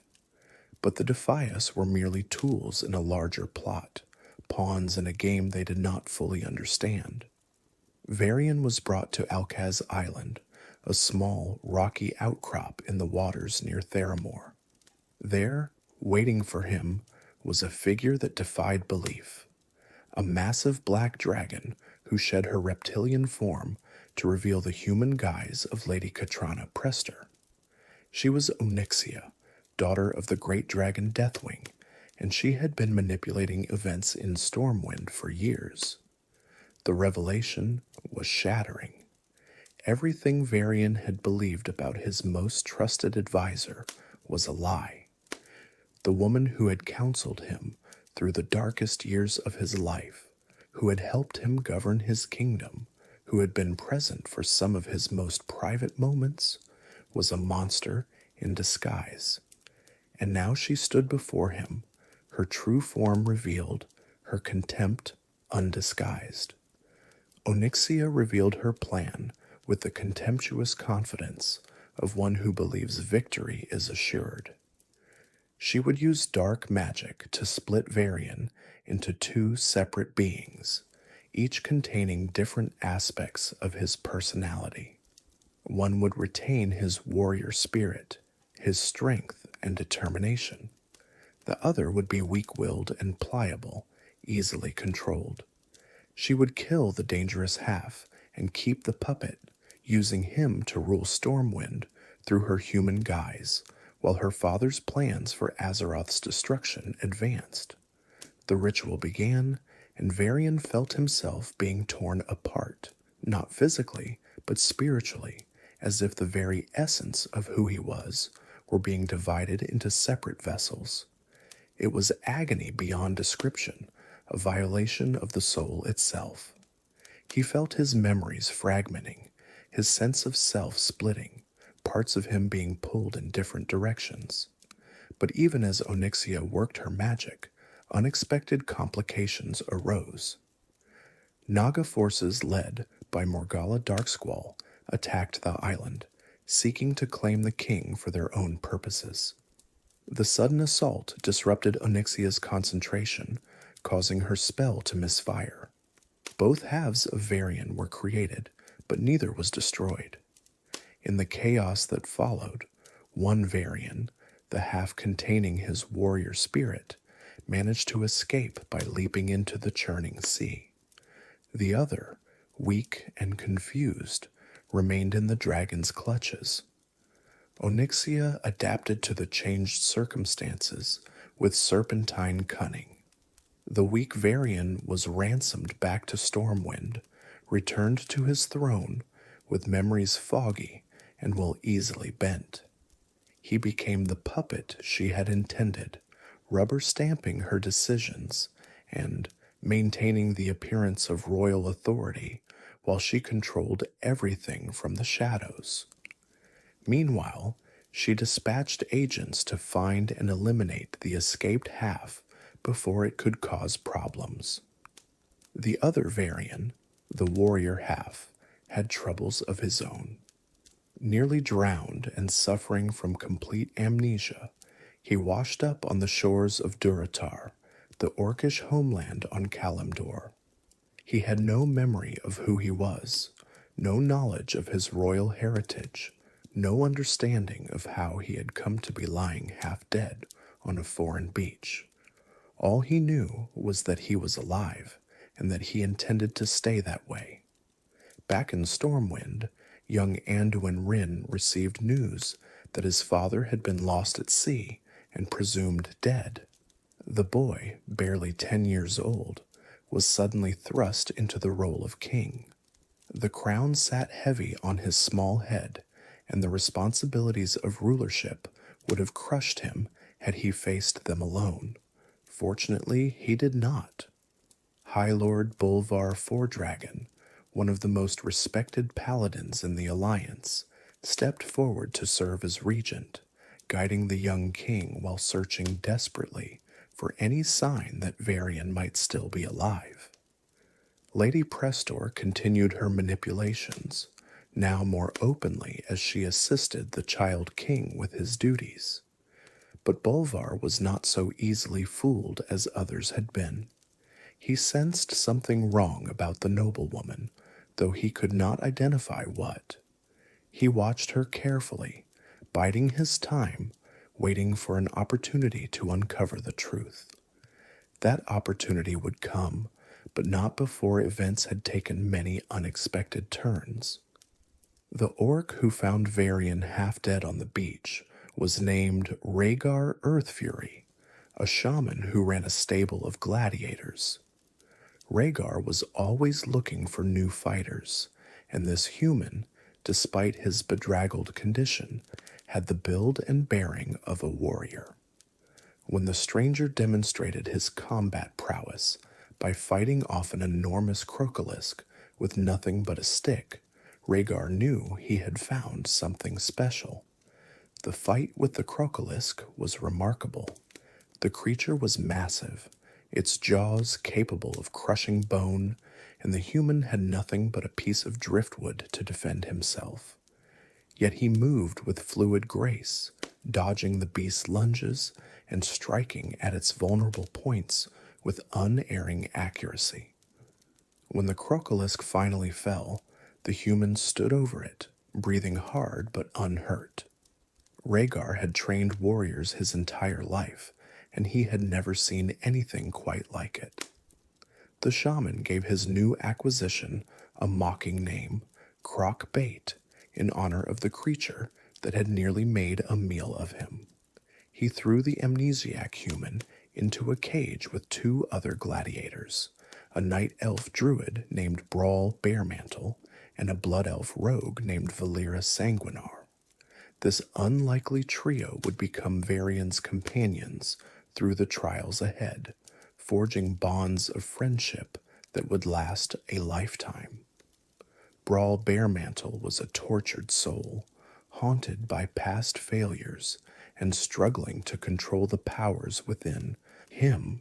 He had once been a promising druid, a student of Malfurion Stormrage himself, but tragedy and loss had left him broken. His daughter had been killed in an orcish attack, and Brawl blamed himself for not being there to protect her. The grief had nearly destroyed him, driving him from the druidic order and into the gladiatorial arena, where he could lose himself in violence. Despite his pain, there was goodness in him, a core of decency that responded to Varian's natural leadership. Valera Sanguinar was younger than her companions, barely more than a girl, but she had already lived a hard life. Orphaned during the fall of Quel'Thalas, when the undead scourge had ravaged the High Elf homeland, she had survived by her wits and her daggers. Addicted to arcane magic, like all her blood elf kindred, she struggled constantly against the hunger that gnawed at her from within. She was prickly and defensive, slow to trust, but once her loyalty was given, it was absolute. She would die for Varian in the years to come, and nearly did on more than one occasion. The gladiatorial circuit of Kalimdor was brutal and unforgiving. Fighters died regularly in the arena, their blood spilled for the entertainment of crowds who roared for more. The matches were not mock combat or sporting competition. They were fights to the death, where only the strongest and most cunning survived. Varian, Brawl, and Valera were thrown into match after match, fighting for their lives against beasts and humanoids alike. They learned to work together, to cover each other's weaknesses and amplify each other's strengths. They became a team, and then more than a team. They became family. Varian's fighting skills amazed everyone who witnessed them. Even without his memories, even without knowing that he had been trained by the finest warriors in 2 kingdoms, his body remembered the lessons. He moved with lethal grace, anticipating attacks before they came, striking with precision and power that seemed almost supernatural. His opponents fell before him like wheat before a scythe. The crowds began to chant his name, or rather the name Rhaegar had given him, and his legend grew with each victory. The trio traveled to Dire Maul, an ancient night elf city now occupied by ogres and used as a venue for the most prestigious gladiatorial tournaments. The Crimson Ring, as the organization was called, drew fighters from across Azeroth, and victory there meant fame, fortune, and most importantly, for Rhaegar's slaves, potential freedom. Varian was determined to win, not just for himself, but for his companions who had become so dear to him. The battles in Dire Maul were more dangerous than anything they had faced before. They fought monsters and champions, survived ambushes and treacheries, and emerged victorious through skill, luck, and unshakable teamwork. The final match pitted them against the defending champions, a team that had never been defeated, warriors whose names were spoken with fear throughout the gladiatorial circuit. The odds were heavily against them, but Varian and his companions had something their opponents lacked. They fought not for gold or glory, but for each other. When the final enemy fell, the crowd erupted in thunderous applause. They had won. Against all odds, against fighters who should have been their superiors, they had won. The arena shook with the stamping of feet and the roaring of voices. It was then that Varian received the name that would become legend. The Orcish spectators, impressed by his ferocity and skill, began chanting a word in their language, Logash, the Ghost Wolf. It was a title of respect, comparing him to an ancient Orcish deity known for his savage power and indomitable spirit. Varian accepted the name with fierce pride. He did not know who he had been, but he knew who he was now. He was Logash, and he would let nothing stand in his way. Rhaegar was pleased with his fighter's victory, but his pleasure was tempered by practicality. Champions were valuable, but they were also dangerous. The loyalty the 3 gladiators showed each other was stronger than their loyalty to him, and he knew it was only a matter of time before they tried to escape. He was right to be concerned. The escape, when it came, was sudden and violent.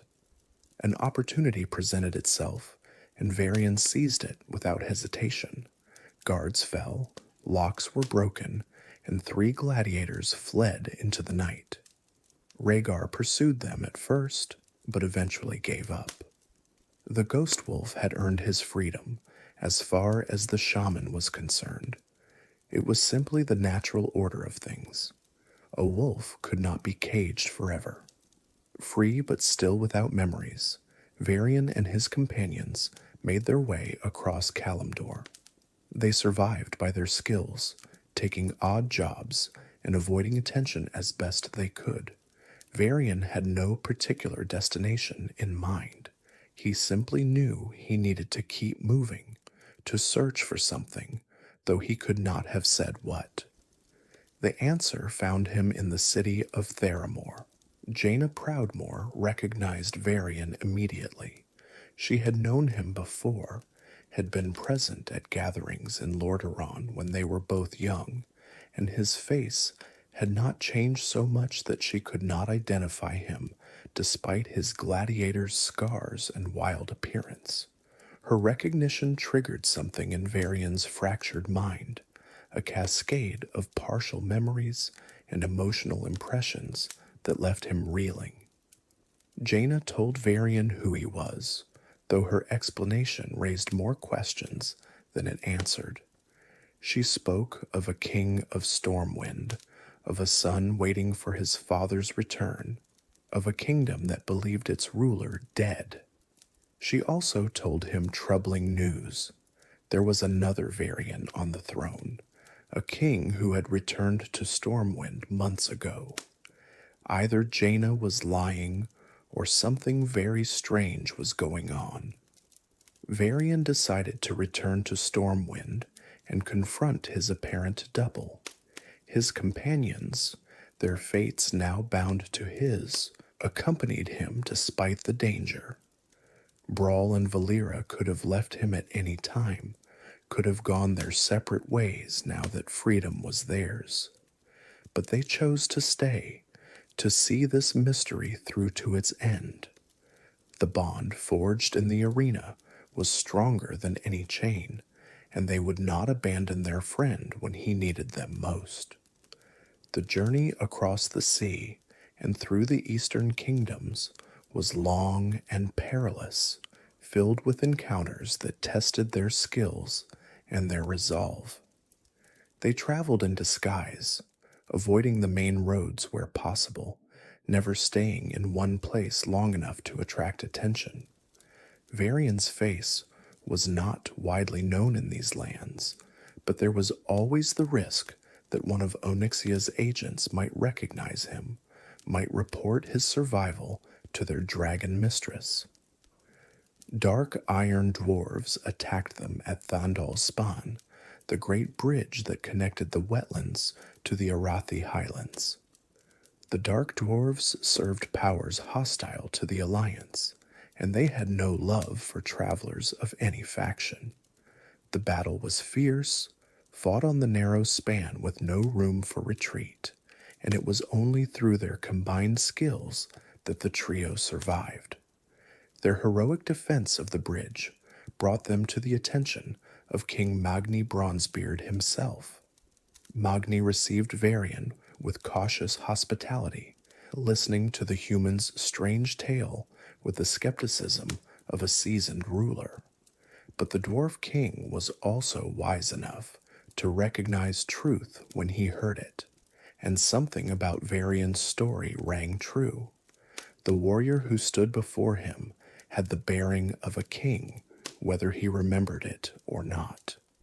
Magni offered his assistance, sending messengers to Stormwind to investigate the claims of a duplicate king. The truth, when it emerged, was stranger than anyone could have imagined. Onyxia's plot was uncovered, her identity as Lady Prestor revealed, and the existence of two Varians confirmed. Jaina worked her magic to determine what had happened, how the splitting had been accomplished, and whether reversal was possible. The answer to the last question was yes, but it would not be easy. The two Varians met in Stormwind Keep, each regarding the other with a mixture of fascination and unease. They were the same man, yet they were also fundamentally different. One had lived as a puppet, his will subverted, his strength sapped by Onyxia's magic. The other had lived as a gladiator, his body hardened and his spirit attempered in the fires of combat. They were two halves of a whole, and neither was complete without the other. The reunion was awkward and emotional, as might be expected when a man is confronted with a version of himself he barely recognizes. Young Anduin was there, confused and frightened, not understanding how he could have two fathers, or which one was real. Bolvar Foredragon watched with concern, ready to intervene if the situation turned violent. And somewhere in the shadows, Onyxia watched as well, her plans unraveling, but not yet defeated. Jaina explained that the two Varians needed to be merged back into one being if either was to be truly whole. The spell that had split them could be reversed, but it required both halves to willingly participate. The weak Varian was reluctant, afraid of losing himself in the process. Logosh was impatient, wanting to move forward and reclaim what was rightfully his. But ultimately, both understood that division served only their enemies. The merging was accomplished through a combination of Jaina's magic and the brothers' own will. They reached out to each other, accepting the aspects of themselves that they had lost, becoming one man once more. The process was painful, as pieces of memory and personality reintegrated, as two separate experiences became one unified history. The Varian who emerged from this process was neither the puppet nor the gladiator, but something new, something that combined the best qualities of both. He was a king with a warrior's spirit, a fighter with a ruler's wisdom. He was, at last, complete. But there was still unfinished business to attend to. Onyxia had fled when her disguise was penetrated, returning to her lair in Dustwallow Marsh. She could not be allowed to escape justice, could not be permitted to continue threatening Stormwind and the Alliance. Varian, whole once more and burning with righteous fury, gathered a force to hunt her down. The assault on Onyxia's lair was a desperate battle against overwhelming odds. The black dragon was ancient and powerful, her lair filled with eggs that would hatch into more of her corrupt brood. She fought with the ferocity of a cornered predator, breathing fire that could melt steel and swiping with claws that could tear through the strongest armor. Many brave warriors fell in the battle, their sacrifice enabling others to press forward. Varian faced Onyxia personally, sword in hand, vengeance in his heart. He thought of his father, murdered by forces of corruption. He thought of his mother, lost in the flight from Stormwind. He thought of Tiffin, killed by the consequences of plots this dragon had set in motion. He thought of the years lost to her machinations, the kingdom weakened by her manipulations, the son who had grown up without a father because of her schemes. And then he stopped thinking and simply fought. The battle was long and brutal.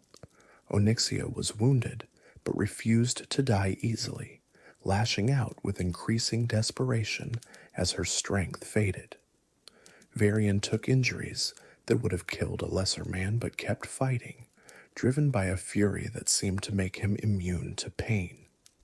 In the end, it was his blade that delivered the killing blow, plunging through the dragon's eye and into her brain.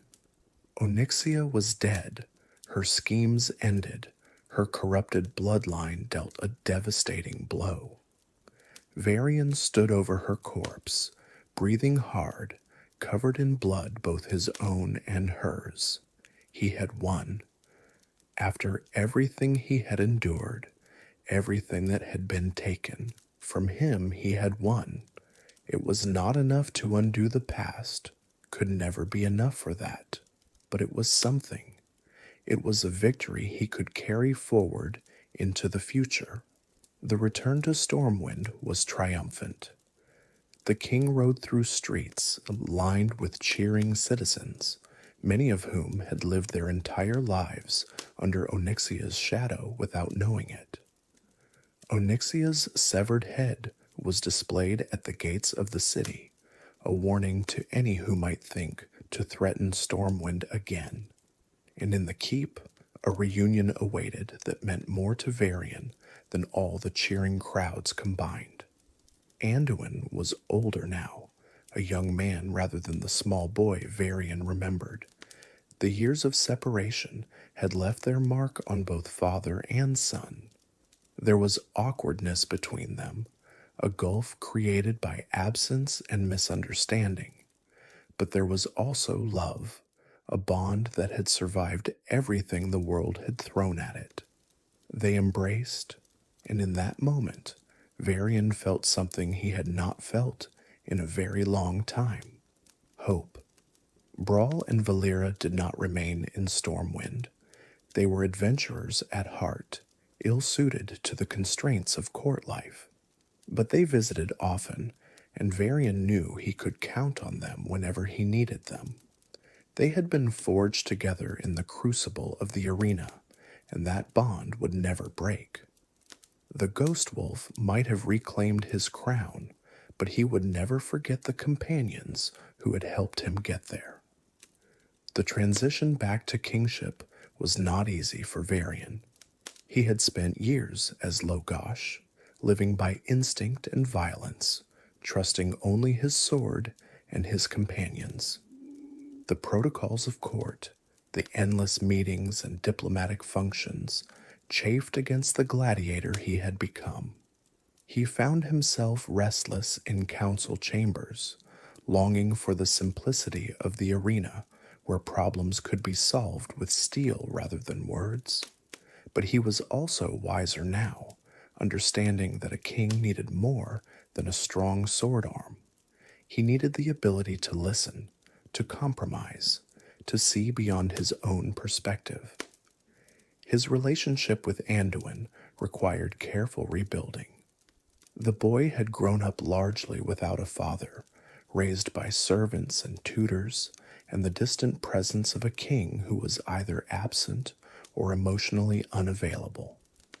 Now that King was back, changed in ways that were difficult to explain, and Anduin was no longer the small child Varian remembered.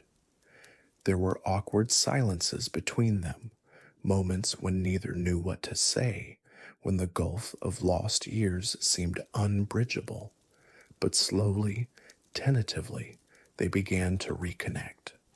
Varian made time for his son despite the demands of the kingdom, taking him hunting and teaching him the sword techniques he had honed in the arena.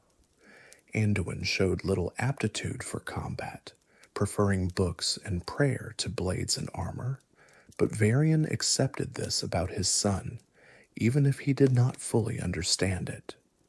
What mattered was not that Anduin become a warrior like his father, but that they build a relationship that could weather whatever storms lay ahead. Anduin, for his part, was endlessly curious about his father's years as Logash. He wanted to know everything about the gladiatorial circuit, about Brawl and Valera, about what it had been like to fight for survival in the arena. Varian found these conversations easier than he had expected, perhaps because they dealt with actions and experiences rather than emotions and feelings. He told his son stories of battles won and narrow escapes, of the camaraderie that developed among gladiators, of the moment when he had first been named the Ghost Wolf.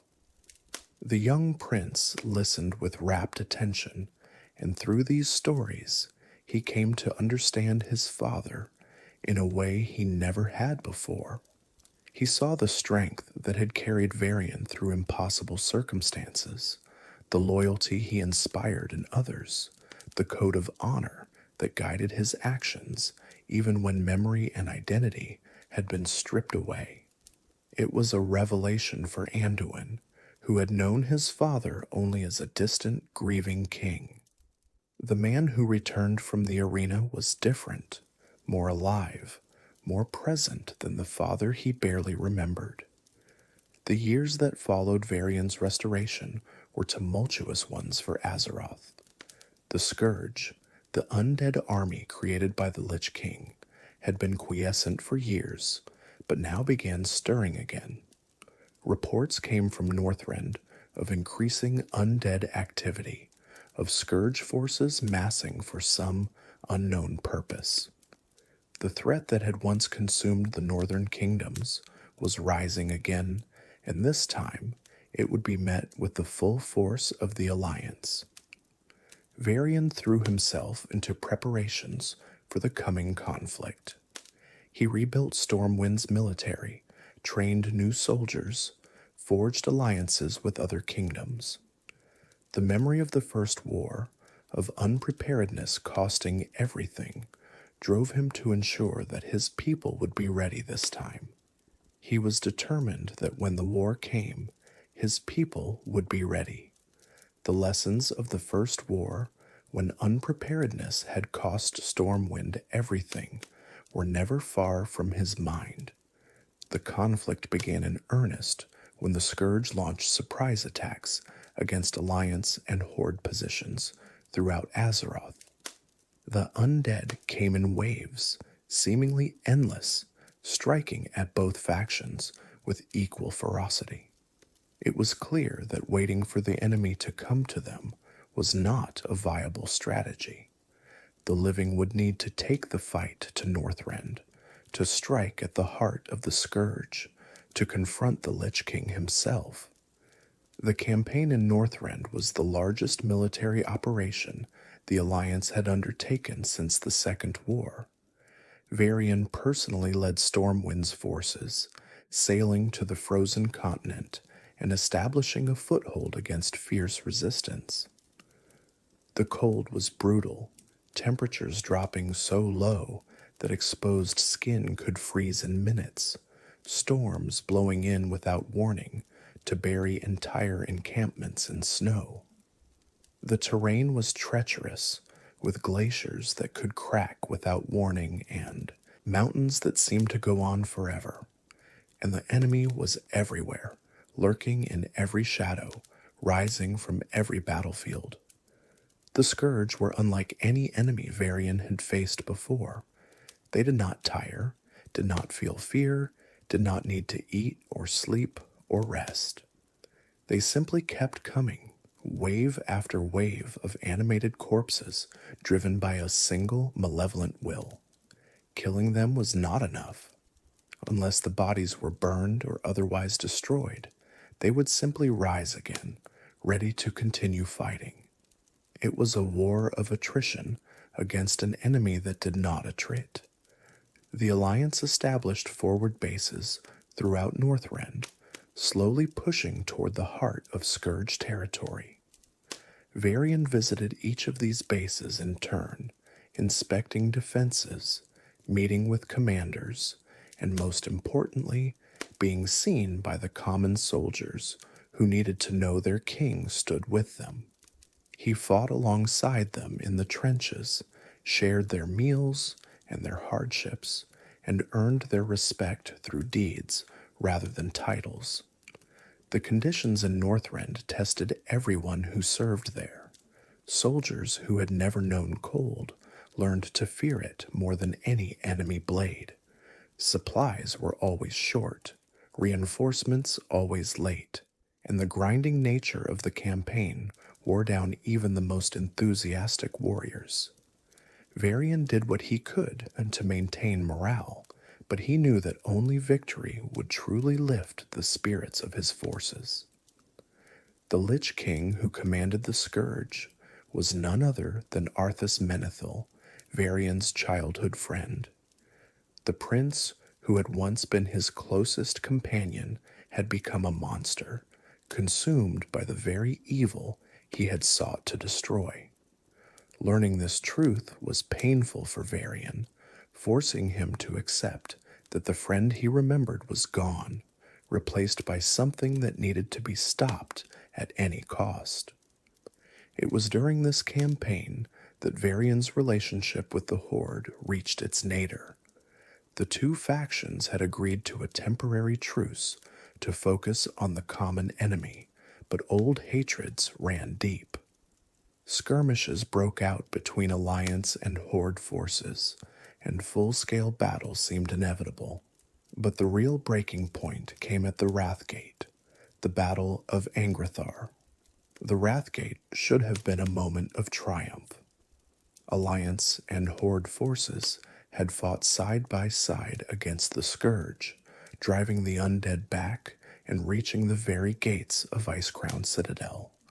High Lord Bolvar Fordragon had led the assault, and victory seemed within grasp. Then everything went wrong. The Forsaken, the undead faction within the Horde, launched a treacherous attack using a deadly plague. The attack was not sanctioned by Thrall or the Horde leadership.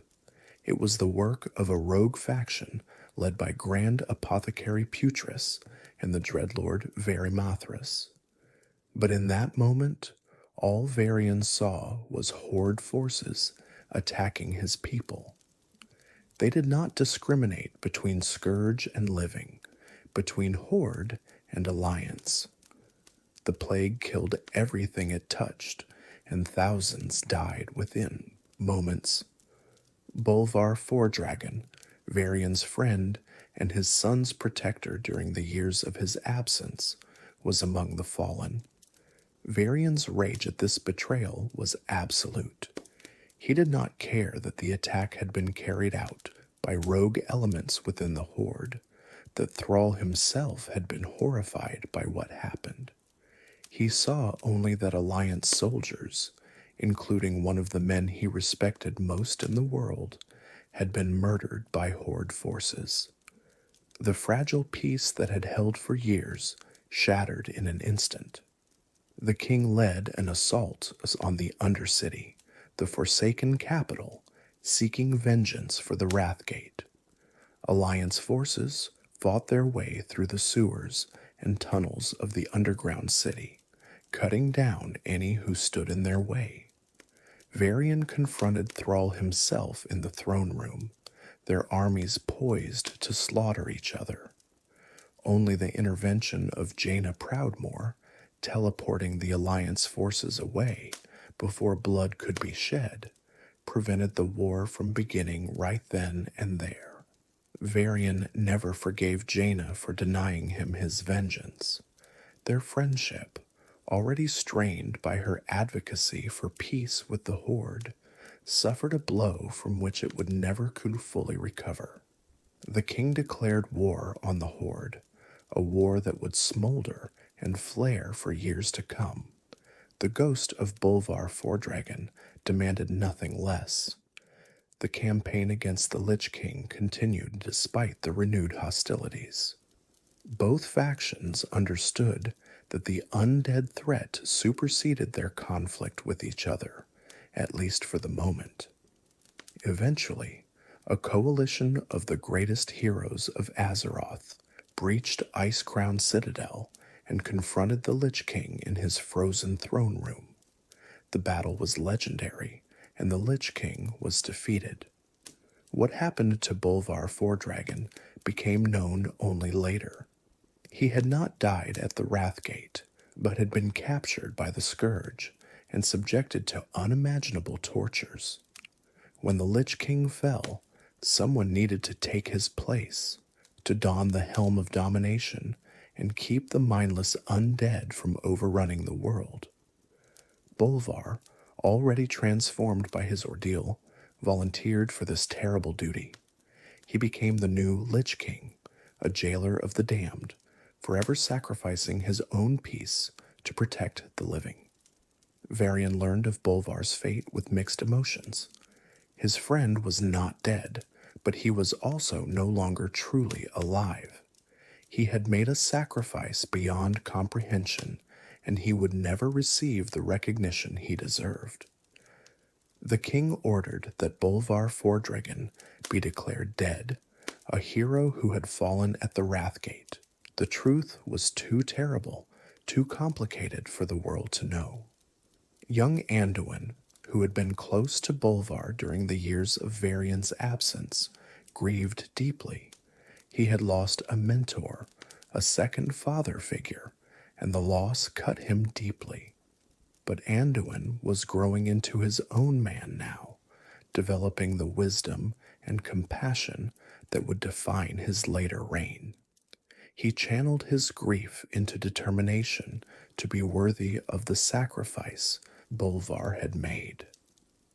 The period following the defeat of the Lich King was one of reflection for Varian. He had finally confronted the monster that had once been his childhood friend, had seen firsthand what Arthas had become.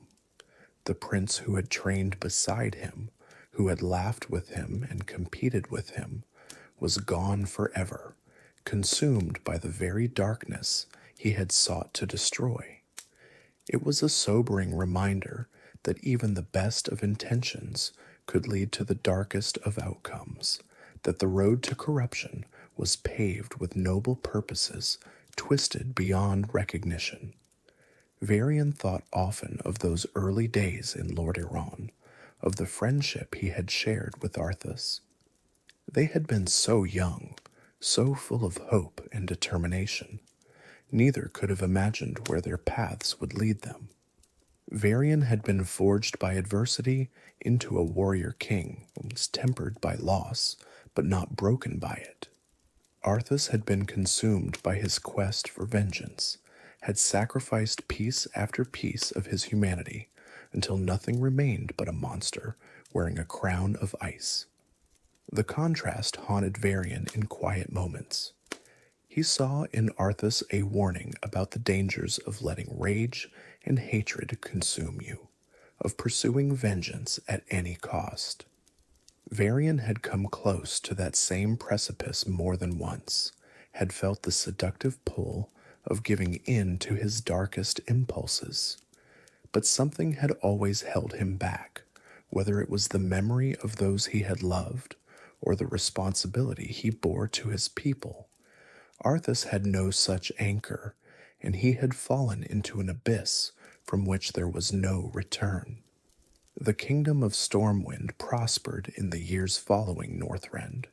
Trade flourished, the population grew, and the scars of past wars slowly healed.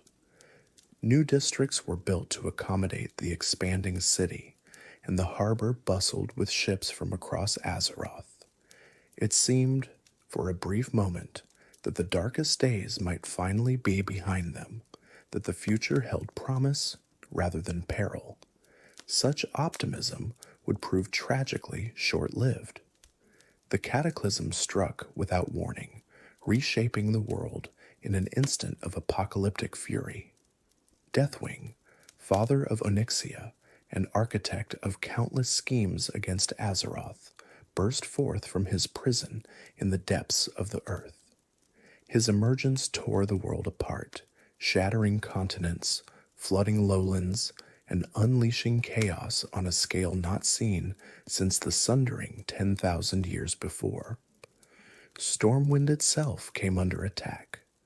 Deathwing's forces assaulted the city, and the great dragon himself landed upon the city's towers, his mere presence setting buildings ablaze. The Park District was destroyed entirely, crushed beneath the dragon's massive form. Varian rallied the defense, fighting in the streets alongside his soldiers, leading from the front as he always did. The attack was eventually repelled, but the damage was extensive, and the message was clear: nowhere was safe. The Cataclysm changed the political landscape of Azeroth as dramatically as it changed the physical one. Nations that had been stable found themselves thrown into chaos. Alliances shifted, enemies emerged, and opportunities arose for those bold enough to seize them. Varian recognized that the Alliance needed stronger leadership if it was to weather this storm. The various races of the Alliance looked to Varian for guidance. He had proven himself in battle time and again. He had led his people through crisis after crisis without flinching. He had the respect of dwarves, gnomes, night elves, and Draenei alike. When the proposal was made to name him High King of the Alliance, the supreme military commander of all Alliance forces, it was accepted with little debate. Varian took on this mantle with characteristic seriousness. He understood the weight of the responsibility, the trust that the other races were placing in him. He would not fail them.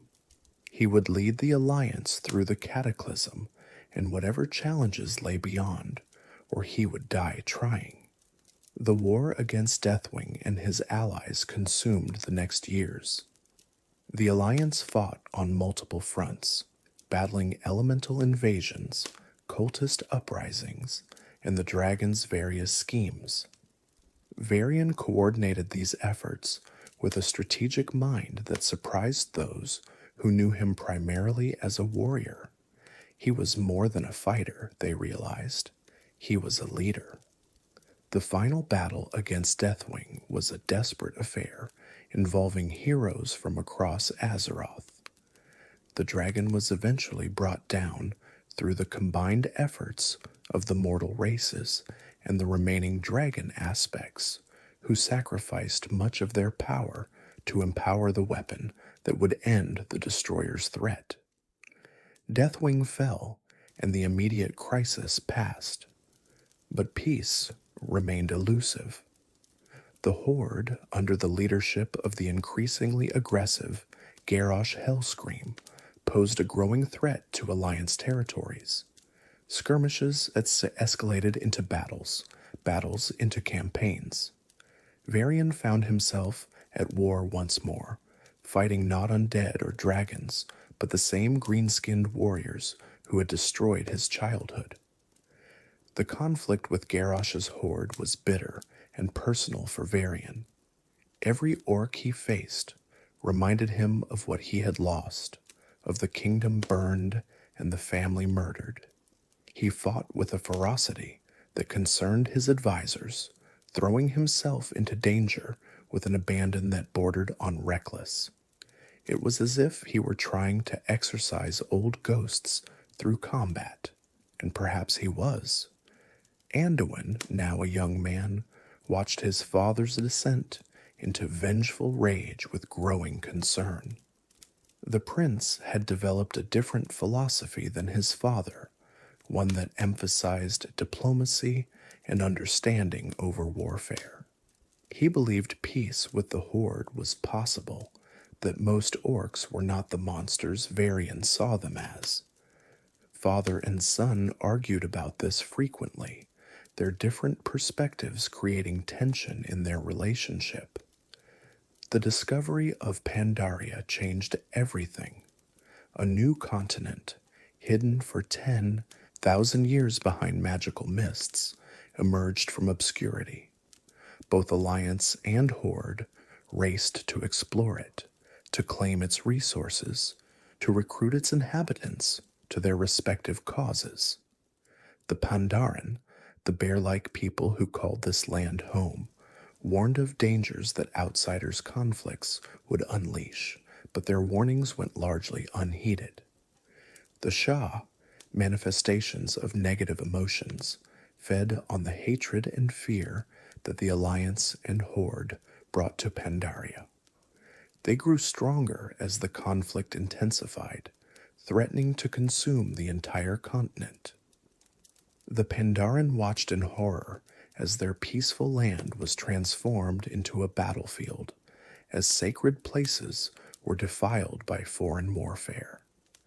Varian was forced to confront uncomfortable truths during the Pandaria campaign. He saw how his own anger and hatred fed the Shah, how his desire for vengeance contributed to the suffering of innocent people. He saw his son demonstrate a different way, using compassion and diplomacy to build bridges that warfare could never construct. He began to question whether the path he had been walking was truly the right one. The turning point came at the Temple of the White Tiger, where Varian was tested by the celestial being who guarded it. Chuen, the White Tiger, challenged Varian to prove himself worthy of the power he sought. The trial forced him to confront his inner demons, to face the parts of himself he had always tried to suppress or channel into combat. The Celestial asked Varian questions that cut to the core of his being. Why did he fight? What drove his hatred of the Horde? Was his desire for vengeance truly justice, or was it something darker? Varian struggled with these questions, forced to examine motivations he had never seriously questioned. He had always told himself that his anger was righteous, that his hatred was justified by the crimes committed against his people. But in the temple of the White Tiger, surrounded by the ancient wisdom of the Pandaren, he began to wonder if there was more to it than that. The trial showed Varian visions of possible futures, paths his choices might lead him down. In one, he continued his vendetta against the Horde, driving the Alliance to victory but at a terrible cost. The world he created was one of perpetual war, of endless cycles of vengeance and counter-vengeance, of children growing up to hate enemies they had never met, because their fathers had taught them nothing else. It was a bleak vision, and Varian recognized too much of himself in it. In another vision, he saw a different path, one where strength was tempered by wisdom, where the warrior's instinct was balanced by the king's judgment. This future was harder, requiring sacrifices that pure warfare never demanded. It meant extending trust to those who might betray it, seeking peace with enemies who had given him every reason to hate them. But it also offered something the first path could never provide, the possibility of breaking the cycle of building something lasting rather than simply destroying. Varian emerged from the trial changed, not entirely at peace, but no longer entirely at war with himself either. He understood now that being a king meant more than leading armies to battle. It meant making choices that served his people's long-term interests, even when those choices conflicted with his personal desires.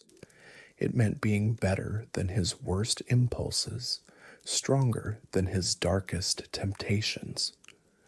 The ghost wolf would always be part of him, but he could no longer let it be all that he was. Garrosh Hellscream's atrocities eventually united Alliance and Horde against him. The Orcish warchief had gone too far, committing acts that even his own people could not stomach. He had used a weapon of terrible power against the Alliance city of Theramore, destroying it utterly and killing thousands. He had turned the Horde into a tyranny that oppressed anyone who was not an orc. He had to be stopped. The siege of Orgrimmar was a joint operation, Alliance and Horde rebels working together to overthrow a common enemy. Varian led the Alliance forces into the very heart of the Horde capital, fighting through layer after layer of Garrosh's defenses. It was a strange experience, fighting alongside orcs against other orcs, but necessity made strange bedfellows. Garrosh was eventually defeated, brought to his knees by the combined might of those he had wronged. The question then became what to do with him, and with the Horde itself. Many in the Alliance, Varian among them initially, wanted to dismantle the Horde entirely, to punish it for the crimes of its leader. It would have been the easy choice, the satisfying choice. It would also have been wrong. Varian surprised everyone, perhaps even himself, with his decision. He chose mercy over vengeance, peace over continued war. The Horde would be allowed to continue under new leadership, provided it accepted certain conditions and committed to peaceful coexistence. It was the choice Anduin would have made, and Varian made it knowing his son would be proud. But the king also issued a warning that carried the weight of absolute conviction. If the Horde ever broke this peace, if it ever again threatened the alliance as Garrosh had done, there would be no second chance. The alliance would end the Horde once and for all, without mercy, without hesitation. It was not a threat but a promise, delivered with the cold certainty of a man who had seen too much war to make idle boasts. Vol'jin, the troll chieftain who became the new war chief, accepted these terms. He understood the gravity of the moment, the opportunity being offered, and the consequences of squandering it. Under his leadership, the Horde began to rebuild, to rediscover the honor that Garrosh had corrupted. The peace, fragile as it was, held. Varian returned to Stormwind a changed man. The warrior king had not disappeared, could never truly disappear, but he had found a balance he had lacked before. He could still fight with all the fury of Logosh when necessary, but he could also show restraint, exercise wisdom, choose the harder path when it was the right one. His son's influence had finally taken root. The decision to spare the Horde was not universally popular within the Alliance. Many had lost family and friends to orcish blades, had watched their homes burn and their loved ones die. They wanted vengeance, deserved vengeance in their own eyes, and they could not understand why their king would deny them. Varian faced criticism from his own people for the first time in years, accusations that he had gone soft, that the warrior they had loved had been replaced by something weaker. He bore these criticisms with the patience he had learned in Pandaria. He understood the anger his people felt because he had felt it himself, was still feeling it somewhere deep inside. But he also understood now that giving in to that anger would only perpetuate the cycle of violence, would only ensure that future generations would have their own reasons for vengeance, their own wounds that demanded blood. Someone had to be willing to break the cycle, and if not the High King, then who? Anduin stood by his father through these difficult times, defending the decision publicly and privately. The prince had always believed that peace with the Horde was possible, and now his father had taken the first real step toward making that belief reality. Their relationship, always complicated by their different temperaments, grew stronger as they found themselves finally aligned in purpose, if not always in method. The other leaders of the alliance were divided on the matter. Some, like Gen Greymane of Gilneas, thought Varian had made a terrible mistake, that the Horde would inevitably betray the peace, and the alliance would pay the price for its mercy. Others, like Velen of the Draenei, saw wisdom in the choice, recognizing that cycles of violence could only end when someone was brave enough to break them. Varian listened to all perspectives, considered all arguments, and ultimately remained confident in his decision. Time would tell if he had been right or wrong. The years that followed were relatively peaceful, at least by Azeroth's standards. There were always threats to deal with, always crises to manage, but nothing on the scale of the wars that had come before. Varian used this time to strengthen the alliance, to repair damage done by years of conflict, to spend time with Anduin, and try to make up for the years they had lost. Father and son grew closer during this period.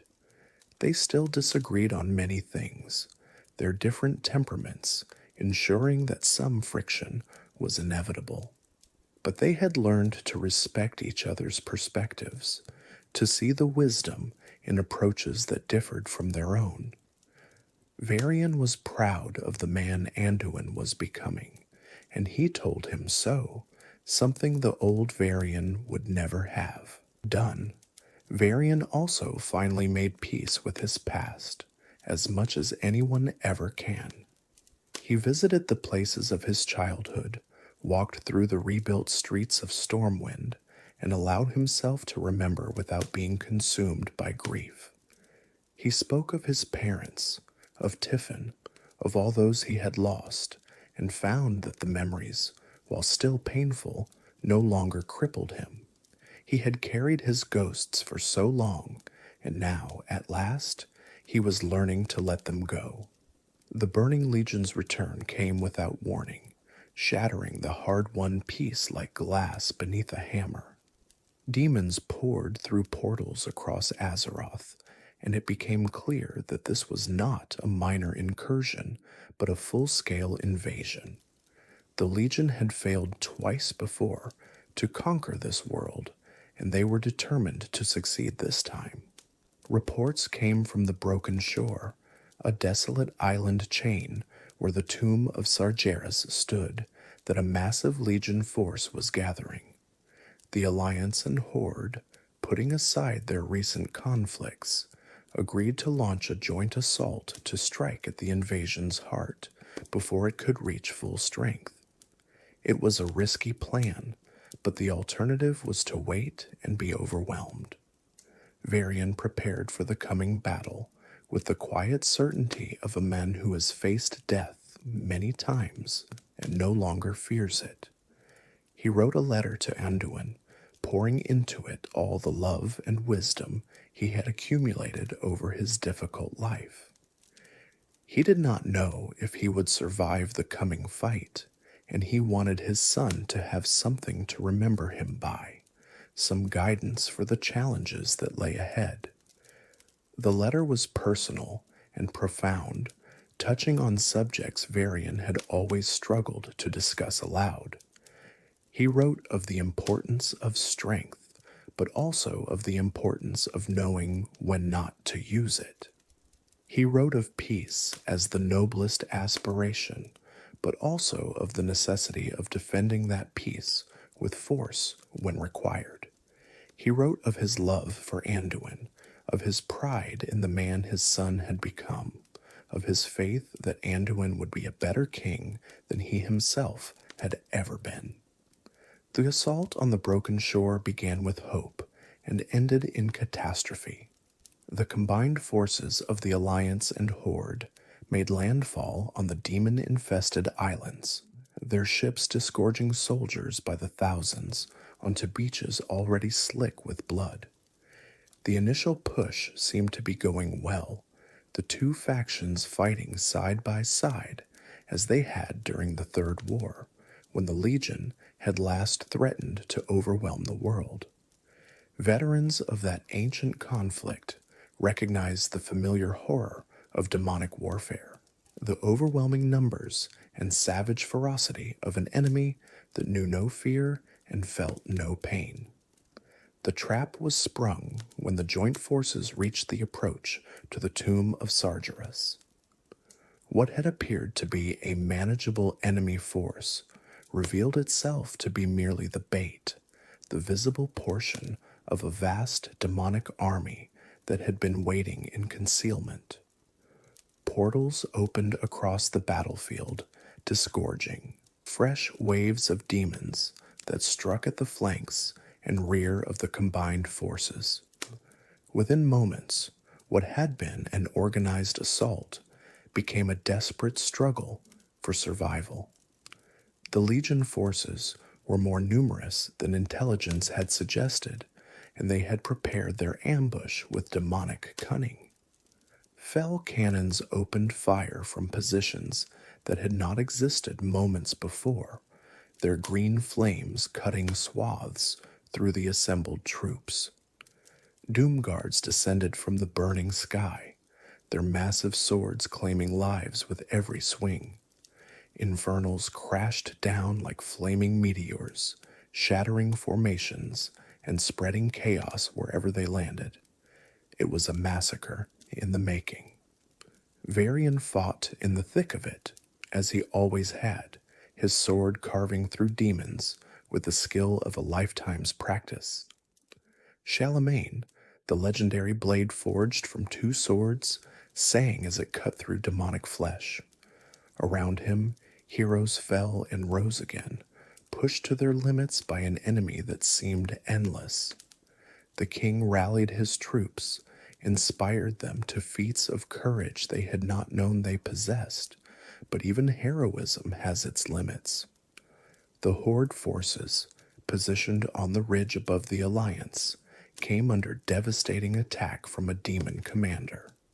Vol'jin himself was mortally wounded, pierced by a Felguard's blade, and the horde's position became untenable. Sylvanas Windrunner, commanding in the fallen warchief's stead, ordered a retreat. The horde withdrew, their forces broken, their leader dying. Varian saw the horde retreat and initially believed it was treachery, a repetition of the Wrathgate, another betrayal when the alliance needed its allies most. Rage flared in him, old hatreds rekindling in an instant. But there was no time to pursue vengeance. The alliance forces were now alone against the full might of the Legion's ambush. The gunship was their only hope of escape. Alliance forces fought a desperate rearguard action, buying time for the survivors to reach the vessel.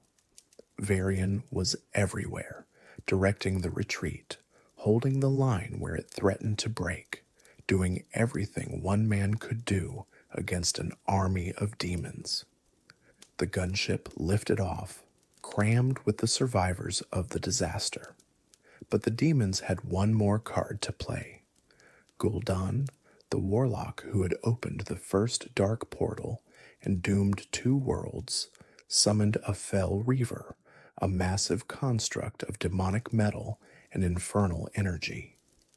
The creature grabbed the gunship, preventing its escape, condemning everyone aboard to death at the hands of the Legion. Varian made his choice in an instant. He handed his letter to Gen Greymane, ordering the Worgen King to deliver it to Anduin. Then, before anyone could stop him, he leaped from the gunship and onto the Fel Reaver. His sword flashed, striking at vulnerable points with precision born of desperation. The creature released the ship, and the gunship broke free, carrying the survivors to safety. Varian landed on the broken shore surrounded by demons, his only weapon a sword, and his only shield his courage. He knew he would not survive. He had known it the moment he jumped, but he would not go quietly. He would not give the Legion the satisfaction of an easy kill. He would fight until his last breath, as he had always fought, as his father and his mentor and everyone who had shaped him would have expected. The demons came in waves, and Varian cut them down. He was wounded, bleeding from a dozen cuts, but he kept fighting. The fury of Logosh, dormant for so long, blazed to life one final time. He was not just Varian Wrynn in that moment, not just the king of Stormwind. He was every human who had ever stood against the darkness, every warrior who had chosen to fight rather than submit. He was defiance given form, but even the greatest warrior cannot fight forever. The demons eventually overwhelmed him, their numbers simply too great for one man to hold back. Varian fell to his knees, exhausted, his sword arm barely able to lift his weapon. Gul'dan approached, savoring his victory, mocking the fallen king with cruel words. Varian looked up at the warlock, and there was no fear in his eyes, only contempt, only defiance, only the absolute certainty that whatever happened to him, the Alliance would endure. He had done what he could, given everything he had. The rest was up to others. Gul'dan raised his hand and channeled Fel energy into Varian's body. The king screamed in agony as the demonic power consumed him, tearing him apart from the inside. His last words, shouted with all the strength remaining in his tortured frame, echoed across the battlefield for the Alliance. And then Varian Wrynn, Logosh, the Ghost Wolf, the High King of the Alliance, was gone. His body was destroyed utterly by the fell magic, leaving nothing but ash and the memory of a man who had given everything for his people. The Alliance mourned its fallen king with ceremonies befitting his sacrifice. Varian's empty casket was laid in Stormwind Keep, where the leaders of the Alliance came to pay their respects. Night Elf, Dwarf, Gnome, Draenei, Worgen, all bowed before the memorial of the human who had led them through some of the darkest times in their history. Anduin Wrynn, now King of Stormwind and High King of the Alliance, read his father's letter before the assembled mourners. The words of the fallen king brought tears to hardened warriors, spoke of values and principles that transcended any one man's life. Varian had known he might not return from the broken shore, and he had used his last letter to teach one final lesson. The construction of Lion's Rest began shortly after the memorial service. Built on the ruins of the Park District, destroyed during Deathwing's attack, and never fully rebuilt, the memorial would serve as a tribute to all Alliance soldiers who had fallen in defense of their world. But its centerpiece was Varian's cenotaph overlooking Stormwind Harbor, forever watching over the kingdom he had loved. Anduin proved himself worthy of his father's faith in the years that followed. He led the Alliance through the Legion invasion, through the conflict with the Horde that erupted after, through challenges that would have broken a lesser ruler. He was different from Varian, gentler and more diplomatic, but he carried his father's courage within him. When necessary, he could be as fierce as any warrior. The spirit of Varian Wrynn appeared one more time in the realm of the dead known as the Shadowlands. His soul had been consumed by the Maw, the darkest corner of the afterlife, but even there he refused to be extinguished. When Anduin was captured and corrupted by the jailer, forced to serve the enemies of all life, it was Varian's spirit that helped break through the darkness. Father and son reunited one last time in that realm of shadows and death. Varian's ghost stood beside Anduin as the young king fought to reclaim his own soul, lending strength and courage when it was needed most. The spirit of the fallen king spoke to his son, reminding him of who he truly was, of the love that had always existed between them, even when distance and circumstance had kept them apart. It was enough to break the jailer's hold, to free Anduin from the darkness that had consumed him. In that moment of reunion, Varian was able to say the things he had never found the words for in life. He told Anduin how proud he was, how much he had always loved him, how confident he was in the man his son had become. Anduin wept as he listened, tears of grief and joy mingling on his face. They had so little time, father and son, but it was enough. It was more than enough. When the time came for Varian's spirit to depart, he did so with a smile. He had seen his son become a king worthy of Stormwind, had helped him in his darkest hour, had finally been able to express the love that had always been there. Whatever awaited him in the beyond, he went to it at peace, knowing that the future he had died to protect was in good hands. Varian Wrynn's legacy lives on in Stormwind and throughout the Alliance. He is remembered as a warrior without equal, a king who led from the front, a man who suffered tremendous loss, yet never surrendered to despair. Children hear stories of Logosh, the ghost wolf who rose from slavery to reclaim a throne. Soldiers invoke his name before battle, drawing courage from his example. The statue in Lion's Rest depicts Varian as he was in his prime, sword raised, face determined, every inch the warrior king. Citizens of Stormwind visit the memorial regularly, leaving flowers and offering prayers for the soul of their fallen ruler.